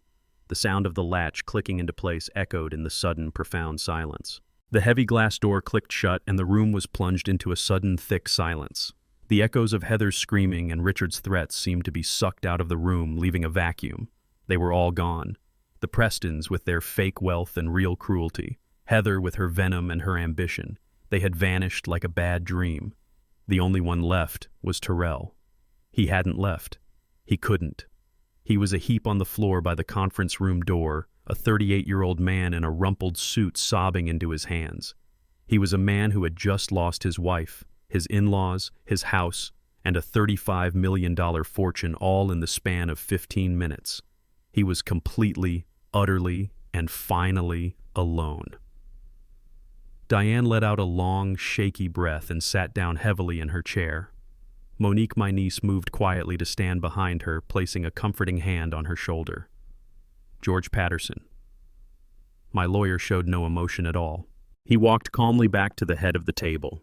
He picked up the signed 10-page care and property transfer agreement, the confession, and tapped it neatly against the table. He placed it carefully into a new unmarked folder. Terrell didn't move. He just knelt on the expensive rug, his shoulders shaking with these awful, gasping, choked sobs. They were the sounds of a child who finally understands far too late that he is in terrible, irreversible trouble. I wanted to feel something, pity, anger, anything, but I just felt empty. I felt a vast, aching sadness for the boy I had raised and the man he had failed to become. I let him cry for a long, heavy minute. He needed to feel the absolute bottom of the pit he had dug for himself. Finally, George cleared his throat. Mr. Coleman. Terrell flinched at the formal name. He slowly, painfully pushed himself up from the floor. His face was a wreck, red and swollen, his suit stained with his own tears. He looked at George, his eyes wild with terror. Please, Terrell whispered. His voice was hoarse. Just let me go. I'll leave. I'll go to a motel. I won't bother you again. I have nothing. It's over. George Patterson stared at him, his face impassive. You are mistaken, Mr. Coleman. You still have a great many things. Terrell looked confused. What? You have criminal liabilities, George stated. Terrell's head snapped up. What are you talking about? It's over. It's a family matter, an inheritance thing. You won. You took it all. This was never a meeting about an inheritance, Terrell, George said, his voice dropping, becoming the sharp, clinical voice of a prosecutor. This was a meeting to finalize the evidence against you. You seem to be under the impression that this ends here. It does not. It ends in a courtroom. Evidence for what? For what? George actually pulled a new yellow legal pad from his briefcase and clicked his pen. Let's list them, shall we? First, he said, conspiracy to commit felony elder fraud. You, your wife, and your in-laws conspired to deprive your parents of their legal property by making fraudulent claims of mental incompetence. He held up the stack of papers they had all signed. A charge to which you have all very helpfully just confessed to in writing, with witnesses. Terrell began to shake a visible tremor that started in his hands. No, we just thought... Second. George continued writing on the pad. Attempted wire and bank fraud, a federal offense. 3 months ago, you and Richard Preston personally petitioned the First National Trust Bank to gain control of the Coleman Trust's assets, making false claims about your father's mental state. The bank's security footage is excellent. The manager's testimony is even better. I was just worried about him, Terrell pleaded. Third, George went on, ignoring him. Forgery, attempting to access bank funds using what you believe to be your father's authority. And finally, my personal favorite, felony elder abuse. You intentionally and systematically inflicted profound emotional and mental distress on your parents, both citizens over the age of 65, for the explicit purpose of financial gain, in this state that carries a mandatory minimum prison sentence. The word hung in the air. Prison. Terrell's face went from pale to a sickly greenish white. He wasn't crying anymore. He looked like he was going to be sick. Jail, he whispered, his voice cracking. You're talking about jail. I'm talking about prison, Terrell. George said, his voice like ice. Men like Richard Preston, white-collar criminals, they get prison. But men like you who gamble away $750,000 and then try to defraud their elderly parents to cover it up, judges are not kind to men like you. Terrell's legs buckled and he collapsed back into the nearest chair. He didn't look at George. He didn't look at Diane. He turned his wide, terrified, pleading eyes to me. Dad, he choked out. Dad, please. You wouldn't. He stumbled out of the chair and fell to his knees in front of me. He grabbed the legs of my new suit. Dad, please, you wouldn't send your son to prison. You wouldn't do that. It was Heather. It was her parents. They put those ideas in my head. They told me it was normal. I was desperate. I love you, Dad. I've always loved you. Please don't do this. I looked down at the 38-year-old man sobbing at my feet. You love me, I repeated. The words felt like gravel in my mouth. You tried to have me declared insane and locked away in a nursing home, Terrell. Is that what love looks like to you? You stood in my kitchen in my house and you told me I should just accept being moved to the basement. I didn't, he sobbed. I was scared. You were greedy, I said. And now you are pathetic. You ask me if I would send my son to prison. Let me ask you, would a son try to send his father to a mental asylum? You already have my answer. You gave it to me yourself last night. I looked at George. George, is there a way for him to avoid this? Terrell looked up, his face slick with tears, a new desperate hope flooding his eyes. Yes, George said. As I told Mr. Coleman before this meeting, he is, conditionally, merciful. He is willing to instruct my office not to forward this entire beautiful airtight file to the district attorney's office. Anything, Terrell cried, still on his knees. I'll do anything, Dad. I swear, anything. On one, George said, very specific set of conditions. They are absolute. They are non-negotiable. Do you understand? Terrell nodded frantically. Yes, just tell me. First, George said, you will sign the full and detailed confession of your actions which my team has already prepared based on the document you signed earlier. Second, you will sign the divorce papers we are drafting right now, citing irreconcilable differences and waiving all claims to any community property present or future. Third, you will agree to a permanent 500-mile restraining order against Heather Preston and her parents. We must ensure you are never again under their toxic influence. Yes, I'll do it, Terrell said, nodding, grabbing at the chance. Is that it? I'll sign it all. I'll do it right now. And fourth, George said, his voice dropping, the most important condition, the one that Mr. Coleman, your father, designed himself. The heavy glass door clicked shut, plunging the room into a sudden, thick silence. The echoes of Heather's screaming and Richard's threats seemed to be sucked out of the room, leaving a vacuum. They were all gone. The Prestons with their fake wealth and real cruelty. Heather with her venom and her ambition. They had vanished like a bad dream. The only one left was Terrell. He hadn't left. He couldn't. He was a heap on the floor by the conference room door, a 38-year-old man in a rumpled suit sobbing into his hands. He was a man who had just lost his wife, his in-laws, his house, and a $35 million fortune, all in the span of 15 minutes. He was completely, utterly, and finally alone. Diane let out a long, shaky breath and sat down heavily in her chair.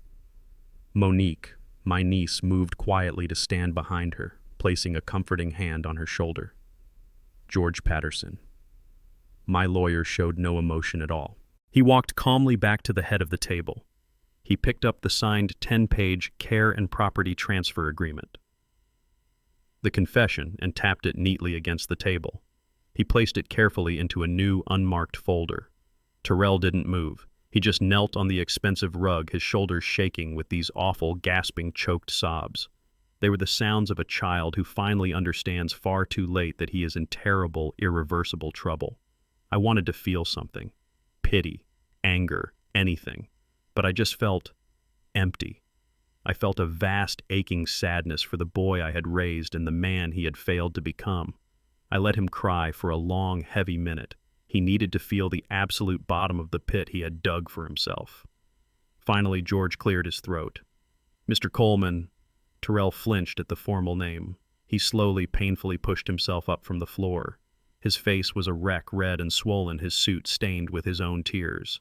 He looked at George, his eyes wild with terror. "Please," Terrell whispered. His voice was hoarse. Just let me go. I'll leave. I'll go to a motel. I won't bother you again. I have nothing. It's over." George Patterson stared at him, his face impassive. "You are mistaken, Mr. Coleman. You still have a great many things." Terrell looked confused.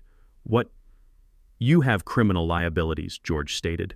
Terrell's head snapped up. What are you talking about? It's over. It's a family matter, an inheritance thing. You won. You took it all." "This was never a meeting about an inheritance, Terrell," George said, his voice dropping, becoming the sharp, clinical voice of a prosecutor. "This was a meeting to finalize the evidence against you. You seem to be under the impression that this ends here. It does not. It ends in a courtroom." "Evidence for what?" "For what?" George actually pulled a new yellow legal pad from his briefcase and clicked his pen. "Let's list them, shall we?" "First," he said, "conspiracy to commit felony elder fraud. You, your wife, and your in-laws conspired to deprive your parents of their legal property by making fraudulent claims of mental incompetence." He held up the stack of papers they had all signed. "A charge to which you have all very helpfully just confessed to in writing, with witnesses." Terrell began to shake a visible tremor that started in his hands. "No, we just thought." "Second," George continued writing on the pad, "attempted wire and bank fraud, a federal offense. 3 months ago, you and Richard Preston personally petitioned the First National Trust Bank to gain control of the Coleman Trust's assets, making false claims about your father's mental state. The bank's security footage is excellent. The manager's testimony is even better." I was just worried about him," Terrell pleaded. "Third," George went on, ignoring him, "forgery, attempting to access bank funds using what you believe to be your father's authority. And finally, my personal favorite, felony elder abuse. You intentionally and systematically inflicted profound emotional and mental distress on your parents, both citizens over the age of 65, for the explicit purpose of financial gain. In this state that carries a mandatory minimum prison sentence." The word hung in the air. Prison. Terrell's face went from pale to a sickly greenish white. He wasn't crying anymore. He looked like he was going to be sick. "Jail," he whispered, his voice cracking. You're talking about jail." "I'm talking about prison, Terrell," George said, his voice like ice. "Men like Richard Preston, white-collar criminals, they get prison. But men like you who gamble away $750,000 and then try to defraud their elderly parents to cover it up. Judges are not kind to men like you." Terrell's legs buckled and he collapsed back into the nearest chair. He didn't look at George. He didn't look at Diane. He turned his wide, terrified, pleading eyes to me. "Dad," he choked out. "Dad, please. You wouldn't." He stumbled out of the chair and fell to his knees in front of me. He grabbed the legs of my new suit. "Dad, please. You wouldn't send your son to prison. You wouldn't do that. It was Heather. It was her parents. They put those ideas in my head. They told me it was normal. I was desperate. I love you, Dad. I've always loved you. Please don't do this." I looked down at the 38-year-old man sobbing at my feet. "You love me," I repeated. The words felt like gravel in my mouth. "You tried to have me declared insane and locked away in a nursing home, Terrell. Is that what love looks like to you? You stood in my kitchen in my house and you told me I should just accept being moved to the basement. I didn't," he sobbed. I was scared. You were greedy, I said. And now you are pathetic. You asked me if I would send my son to prison. Let me ask you, would a son try to send his father to a mental asylum? You already have my answer.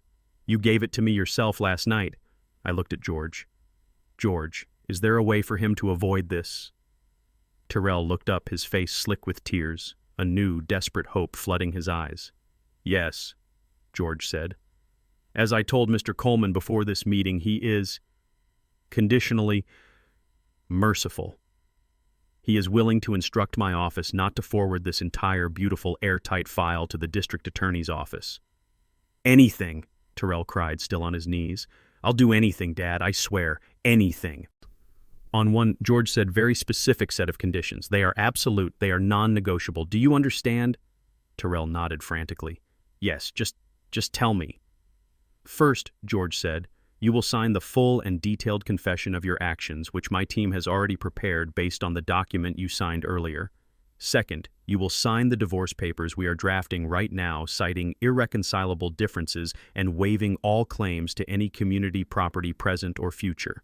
Third, you will agree to a permanent 500-mile restraining order against Heather Preston and her parents.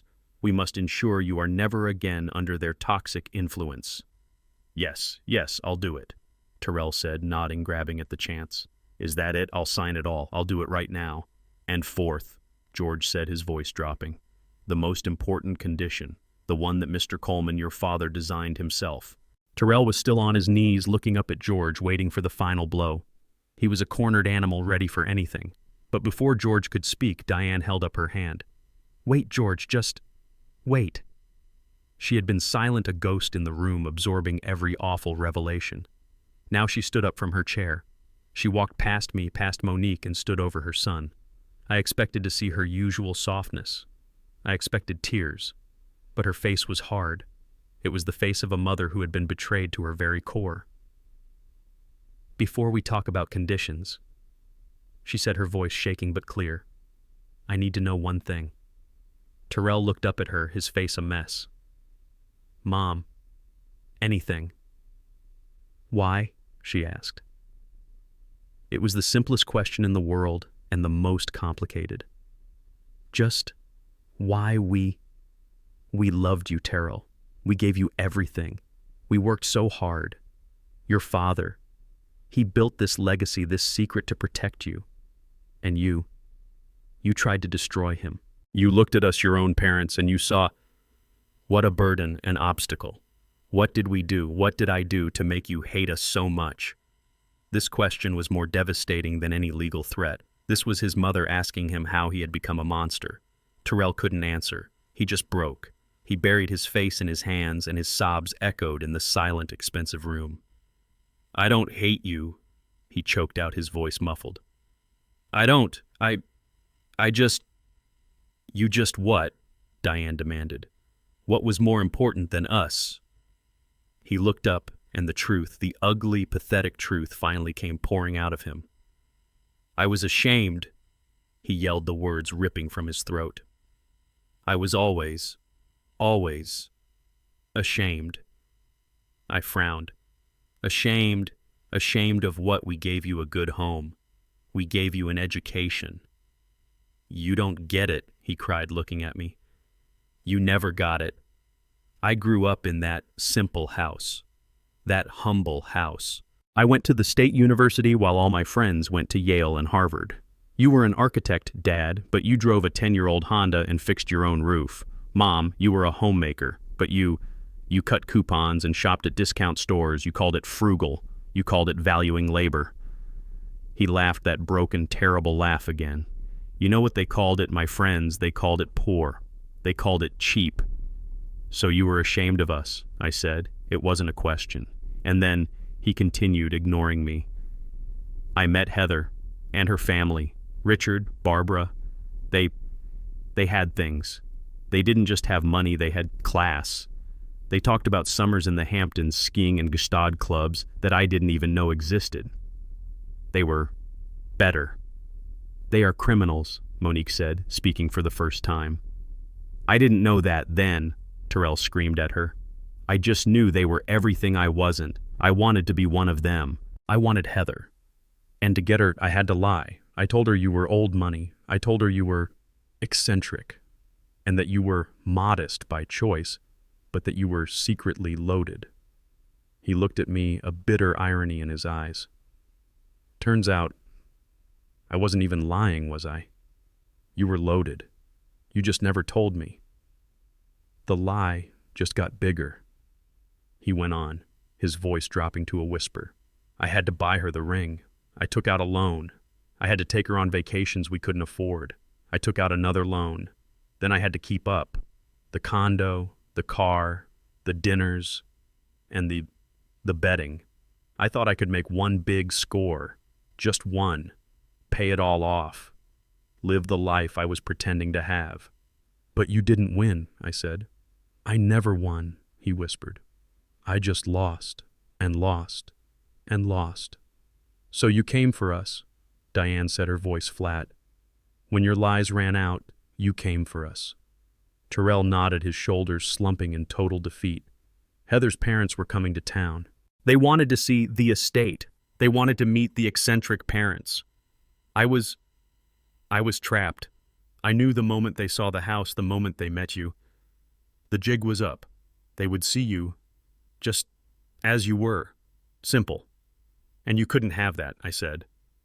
No, I couldn't. So the plan to declare me incompetent, it was Richard's idea, he said, grabbing at the excuse. He said it was a standard high net worth move, that it was estate planning to protect the assets from erratic decisions. I went along with it. I thought, if I could just get control of the money, I could fix everything before you even knew it was gone. And when that failed, I pressed. What was the plan last night, Terrell? He wouldn't look at me. He looked at the floor. Tell me. It was desperation, he mumbled. Heather and her parents. They said we had to take control, that you were an obstacle, a burden. They said if we moved in, took charge, showed you that we were the ones in control, you would just give up. Give up, Diane repeated, horrified. You were trying to break our spirits. We were going to sell the house, he admitted. Use the money to pay off the immediate debts. Move you and Dad into a nice facility, a really high-end one. We thought you'd be happier there, with people your own age. A facility, I said. You were going to sell our home, the home I built, and use the money to pay your gambling debts, all while locking us away in a nursing home. He stammered. You were ashamed of us, Terrell. I said, the final cold truth settling over us. You were ashamed of our simple life. So you decided to steal it, sell it for parts, and throw us away, all to impress a family of thieves and frauds. He had no answer. He just knelt there, the full, ugly, pathetic truth of his life exposed. He was a weak man, a gambler, and a liar who had tried to destroy his own parents out of shame. Terrell's confession hung in the air, thick and toxic. He was still kneeling on the floor, a broken 38-year-old man who had just admitted to throwing his entire life away because he was ashamed of us. He was ashamed of our love. Diane, who had been standing over him rigid with a mother's pain, slowly raised her right hand. I saw it coming, but I did nothing to stop it. The sound of her palm connecting with his cheek echoed in the high-ceilinged room. It was not a gentle tap. It was a hard, sharp slap that snapped Terrell's head to the side. That, she said, her voice trembling with a fury I had never heard from her in 45 years. That is for making me cry. That is for the terror you put us through. That is for standing in my kitchen and planning to throw your father and me into the basement. Terrell didn't even flinch. He just stayed there, his head bowed, the red mark blooming on his cheek. I thought that was it. I thought that was her final judgment. But then she did something that shattered my own resolve. She let out a great, shuddering sob, and she knelt on the floor in front of him. She pulled his head to her chest and wrapped her arms around him, holding him as he sobbed. And this, she cried, her tears falling into his hair. This is because you are still my son.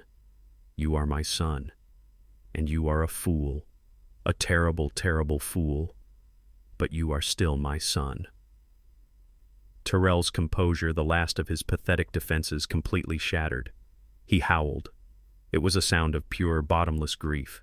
He clung to his mother, his face buried in her shoulder, and they knelt there together, two halves of a broken heart, crying for the family that he had just destroyed. Monique turned her back, walking to the window to give them a moment of privacy. George looked at me, his face impassive, but his eyes said, "What now, Louis?" I let them cry for a full minute. I let the poison out, but this was not the end. This was the beginning of the consequences. I walked over to them. "Diane?" I said, my voice firm but not unkind. "That's enough." I placed my hand on her shoulder. She looked up at me, her face a mask of tears. "George, Monique," I said, "please give us a moment. My wife, my son, and me." George nodded. He and Monique quickly and quietly left the conference room, closing the heavy door behind them, leaving the three of us alone. I looked at Terrell, who was still kneeling, and at Diane, who was sitting on the floor beside him. "Get up, Terrell," I commanded. He sniffled, wiping his nose on the sleeve of his expensive rumpled suit. He looked like a disobedient child. "Dad, Get up." He slowly, painfully pushed himself to his feet. He stood before me, his head bowed, his shoulders slumped. "You have two paths," I said, my voice cold and hard. "I need you to listen very carefully. George and I have prepared a file. It contains the bank records, the testimony from the bank manager, the audio recordings of your Plan B conversation, and the signed confession that you and your criminal in-laws just gave us. It is enough to send you, Heather, and both her parents to prison for a very long time. That is path A. You and I and your mother never speak again." Terrell's eyes widened in raw terror. "Dad, no, you said there were conditions." "I did," I said. "And that is path B. You will avoid prison, Terrell. You will not face criminal charges from me, but you will pay for what you did. You will pay in a way that you finally understand. And these conditions, they are not negotiable. You will agree to all of them right here, right now, or I will call George back in here and he will walk that file straight over to the district attorney's office. Am I clear?" Yes, Dad, clear," he said, nodding frantically, his eyes desperate. "Anything, I'll do anything." "Good." I began to pace. "First, you will go into treatment, not just therapy. You are a gambler. You have an addiction. You will check into a 30-day inpatient program and you will follow it with outpatient meetings for as long as the doctor deems necessary. Am I clear?" "Yes, Dad." "Second, you will find a job. I don't care what it is. You can sweep floors, you can flip burgers, you can drive a truck. You will earn a paycheck with your hands. And with that paycheck, you will begin to pay back the $750,000 you owe, not to me, to the trust. You will pay it back with interest. You will not receive one single penny from me or from your mother or from the trust. Your inheritance is gone. Forever. Am I clear?" He swallowed hard. The reality of a lifetime of debt, of working-class labor, was hitting him. But he looked at me at the prison door waiting on the other side, and he nodded. "Yes, I understand. I will." Third, the Prestons. Heather. Her entire family. You are done with them. George is drafting the divorce papers as we speak. You will sign them. You will file a permanent 500-mile restraining order against all three of them. You will never see them, speak to them, or contact them in any way for the rest of your life. They are poisoned, Terrell. They poisoned you and you let them.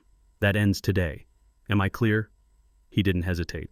"Yes, clear. It's over. I know." "Good," I said. I stopped pacing and stood in front of him. "And fourth, you will accept your punishment." Terrell looked at me, his eyes full of fear. Punishment, I thought. The job, the debt, that's not punishment, son. That's just being a responsible adult. That's just cleaning up your own mess. No, I mean a real punishment, a consequence, a daily reminder of what you did, of who you were willing to become. What is it?" he whispered. I let the silence sit for a moment. I looked at Diane. She nodded at me, her face still stained with tears, but her eyes were firm.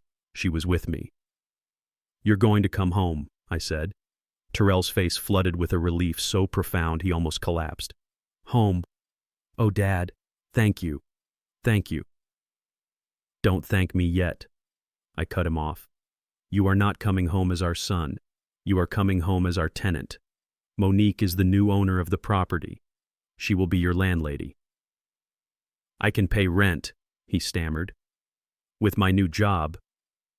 "Oh, you'll pay rent," I said, "but not in money. You'll pay it in sweat. You are going to live in the basement." His face froze. "The basement. The guest room. The one in the basement. The one you and your wife so generously selected for me and your mother.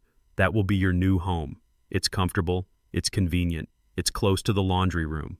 And as you so rightly pointed out, one person doesn't really need all that much space. You will live there. And in exchange for rent, you will be the property's live-in handyman. You will fix the roof, Terrell. You'll unclog the drains. You will paint the fences. You will cut the grass. You will learn with your own hands what it takes to maintain the very house you were so ready to steal and sell. You will do that every day until you have paid your debt not just to the trust, but to this family. Do you accept these conditions?" He stared at me, the full weight of his humiliation, his fall from grace crashing down on him. He had gone from a $35 million heir to a broke, divorced gambler sentenced to live in his parents' basement as a handyman. It was as I had intended, a fate worse than prison. It was justice. He looked at his mother. He looked at me.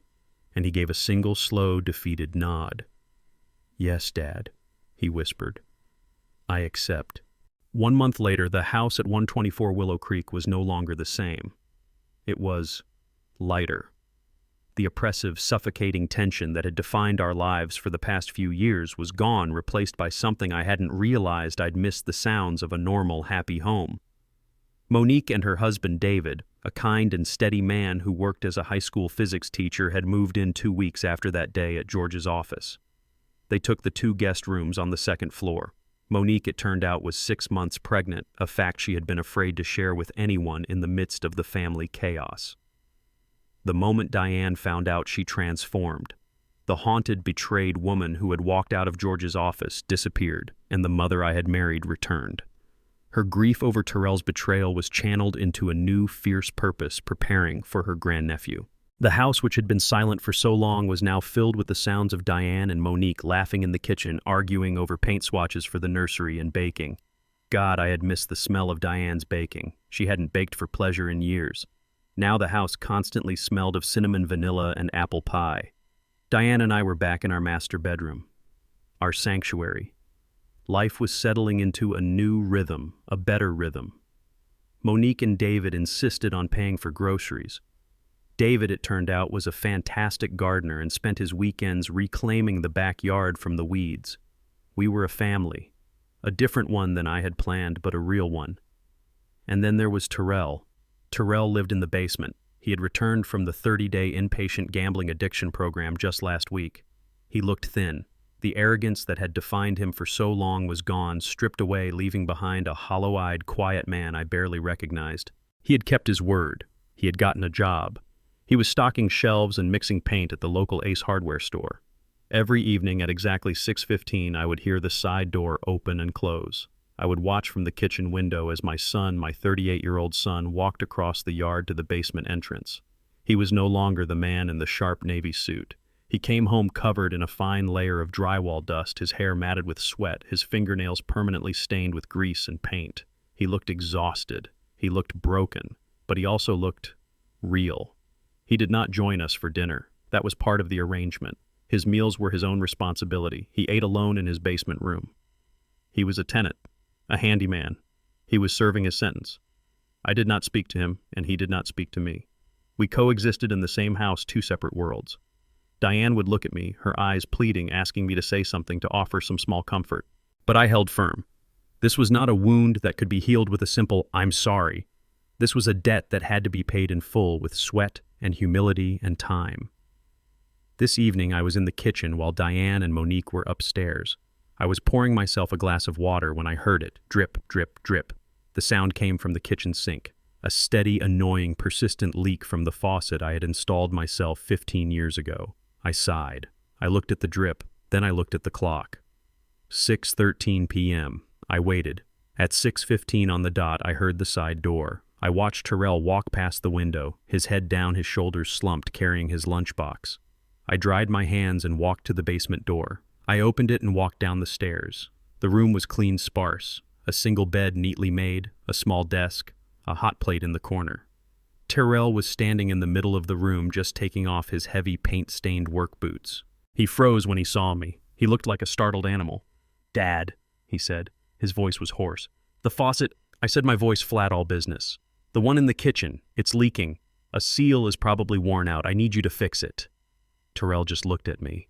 For a second, a flash of the old arrogant Terrell sparked in his eyes. The marketing director who didn't fix things. The man who hired people. I met his gaze unblinking. The spark died. He looked down at his dirty hands. "Okay," he said quietly. I'll need to go back to the store tomorrow. Get a new O-ring set for that model." "Fine," I said. "See that you do. Monique needs the kitchen for dinner." I turned to leave. I was halfway up the stairs when I stopped. I didn't turn around. "Your mother," I said, my back still to him. "She made that chicken cacciatore you like. There's a plate saved for you on the stove." I heard a sharp intake of breath from the room below. I waited. I heard a sound, a small choked noise. "Thank you," he whispered. His voice was thick. "Please, tell her thank you."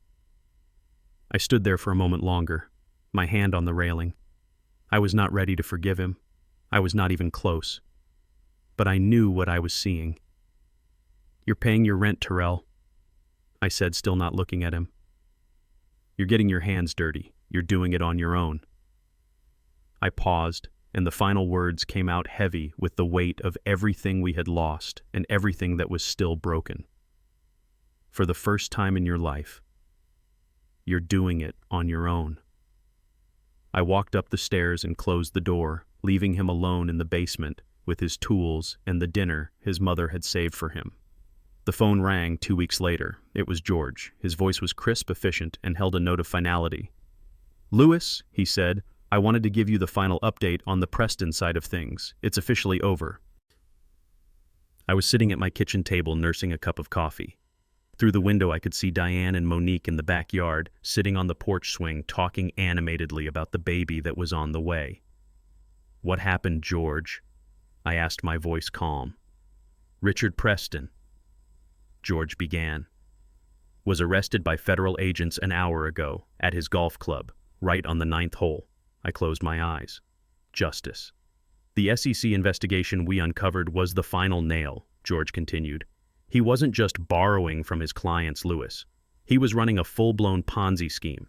He's looking at 20 years minimum. He's not getting out." I thought of that arrogant, condescending man who had laughed in my face and told me I was irrelevant. He was a man who measured everyone by their bank account, and his, it turned out, was built on pure fantasy. "And his wife Barbara?" I asked. "Completely wiped out," George replied, and I could hear the grim satisfaction in his voice.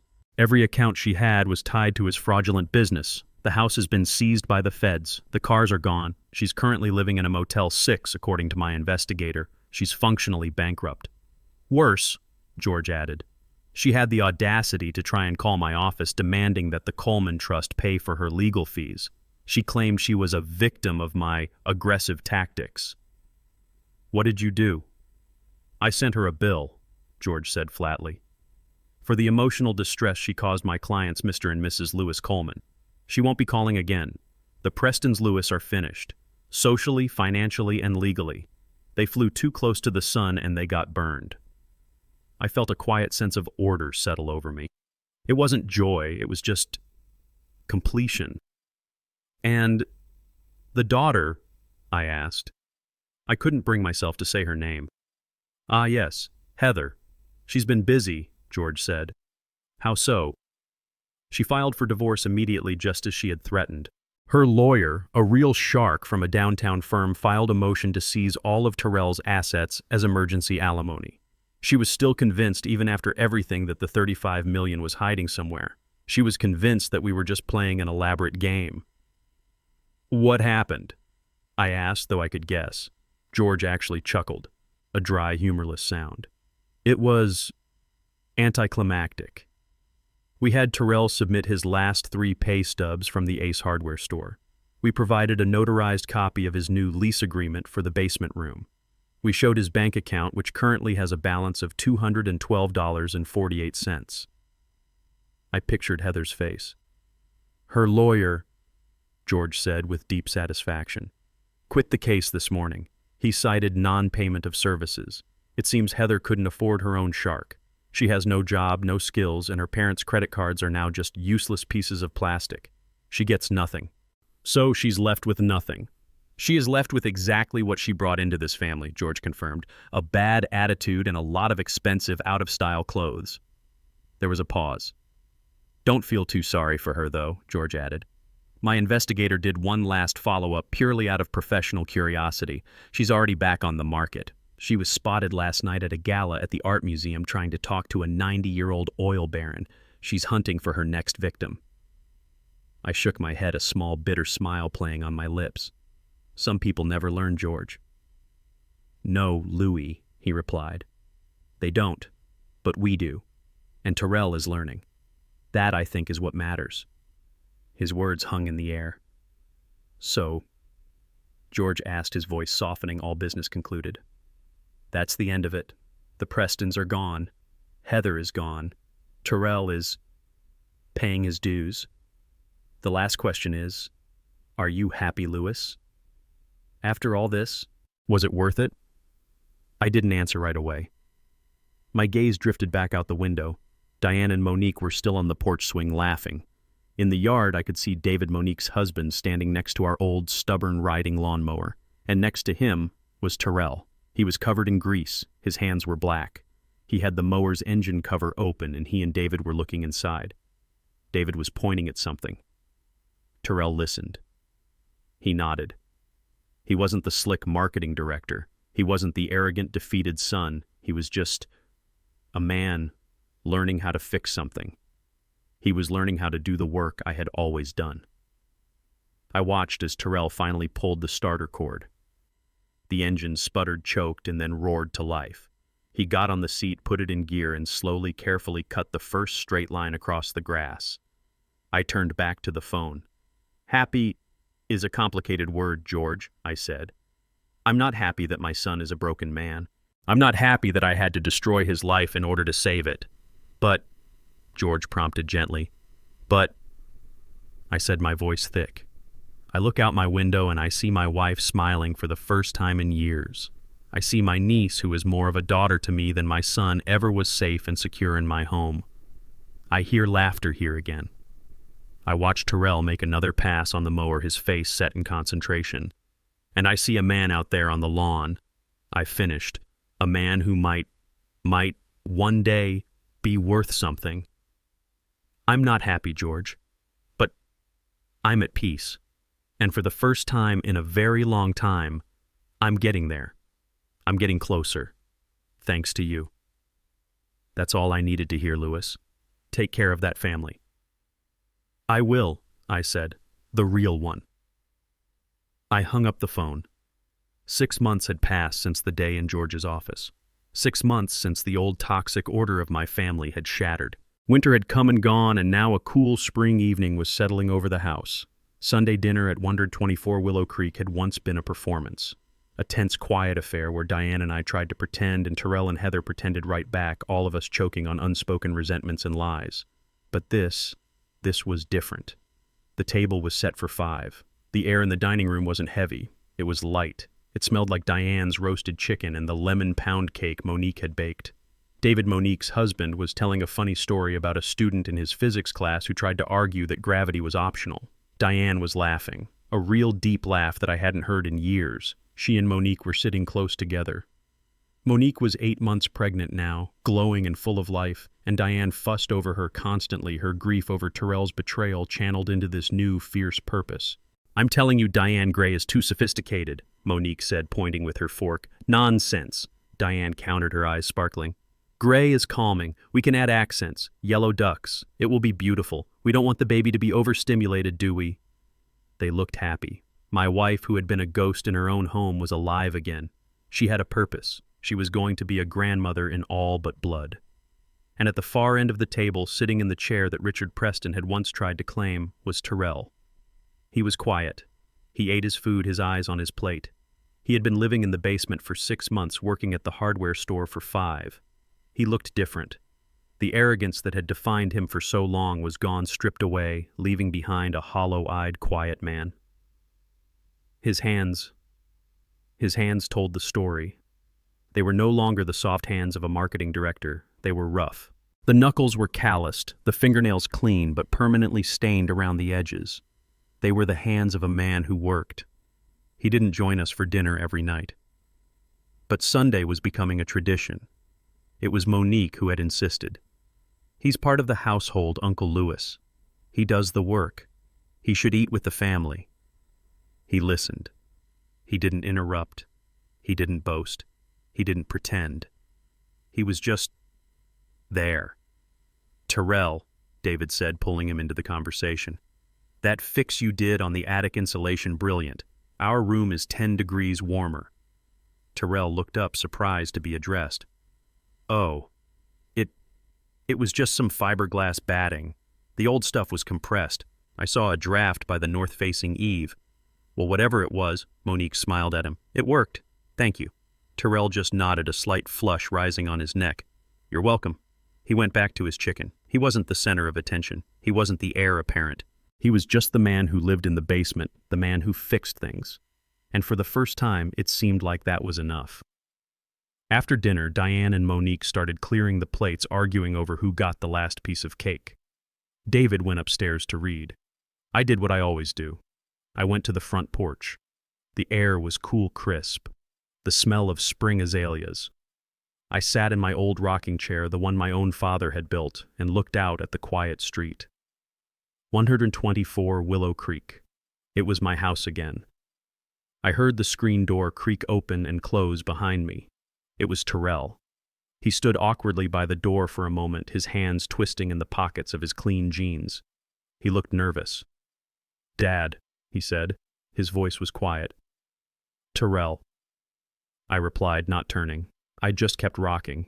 He walked over and stood in front of me, blocking my view of the street.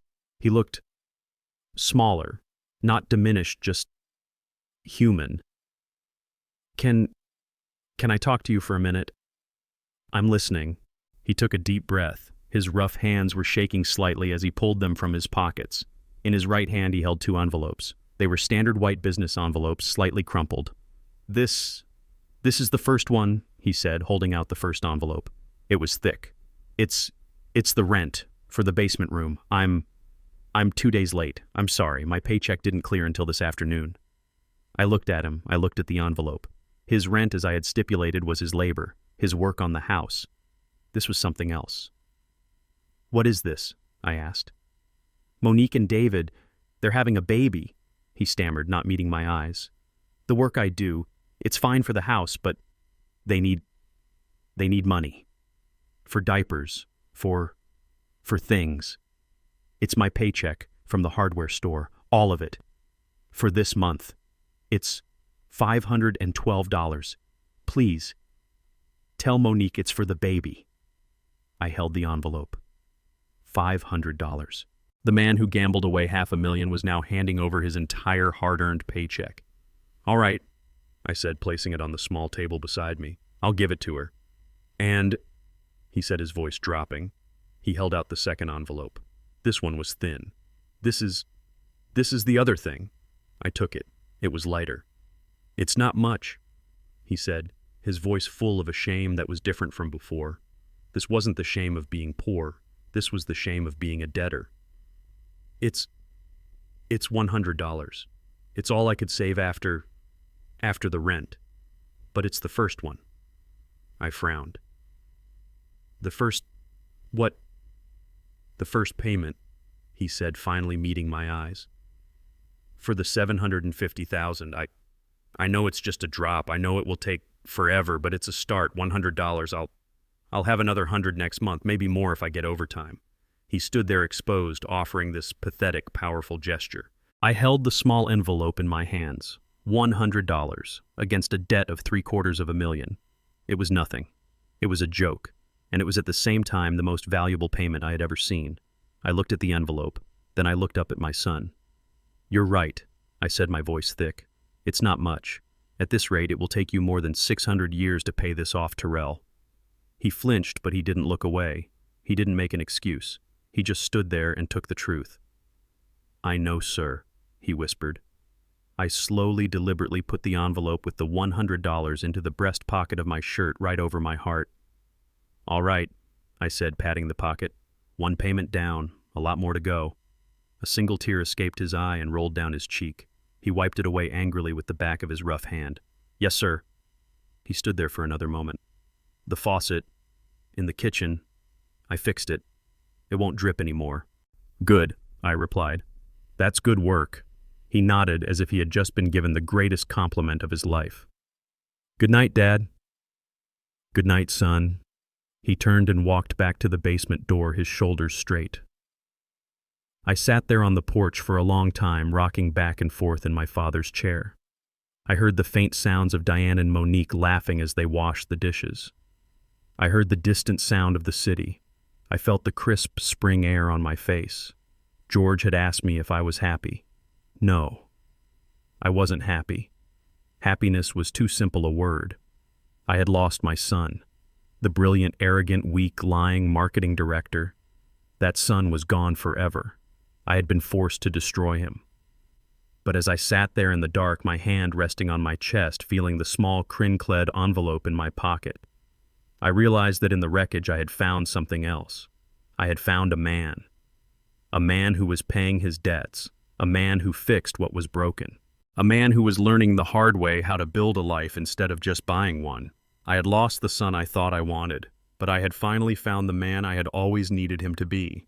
I closed my eyes. The house was quiet. The war was over, and for the first time in my 69 years, my world was finally truly in order. I was at peace. Here is the lesson we can all take from this story. This story teaches us a powerful lesson about the difference between price and value.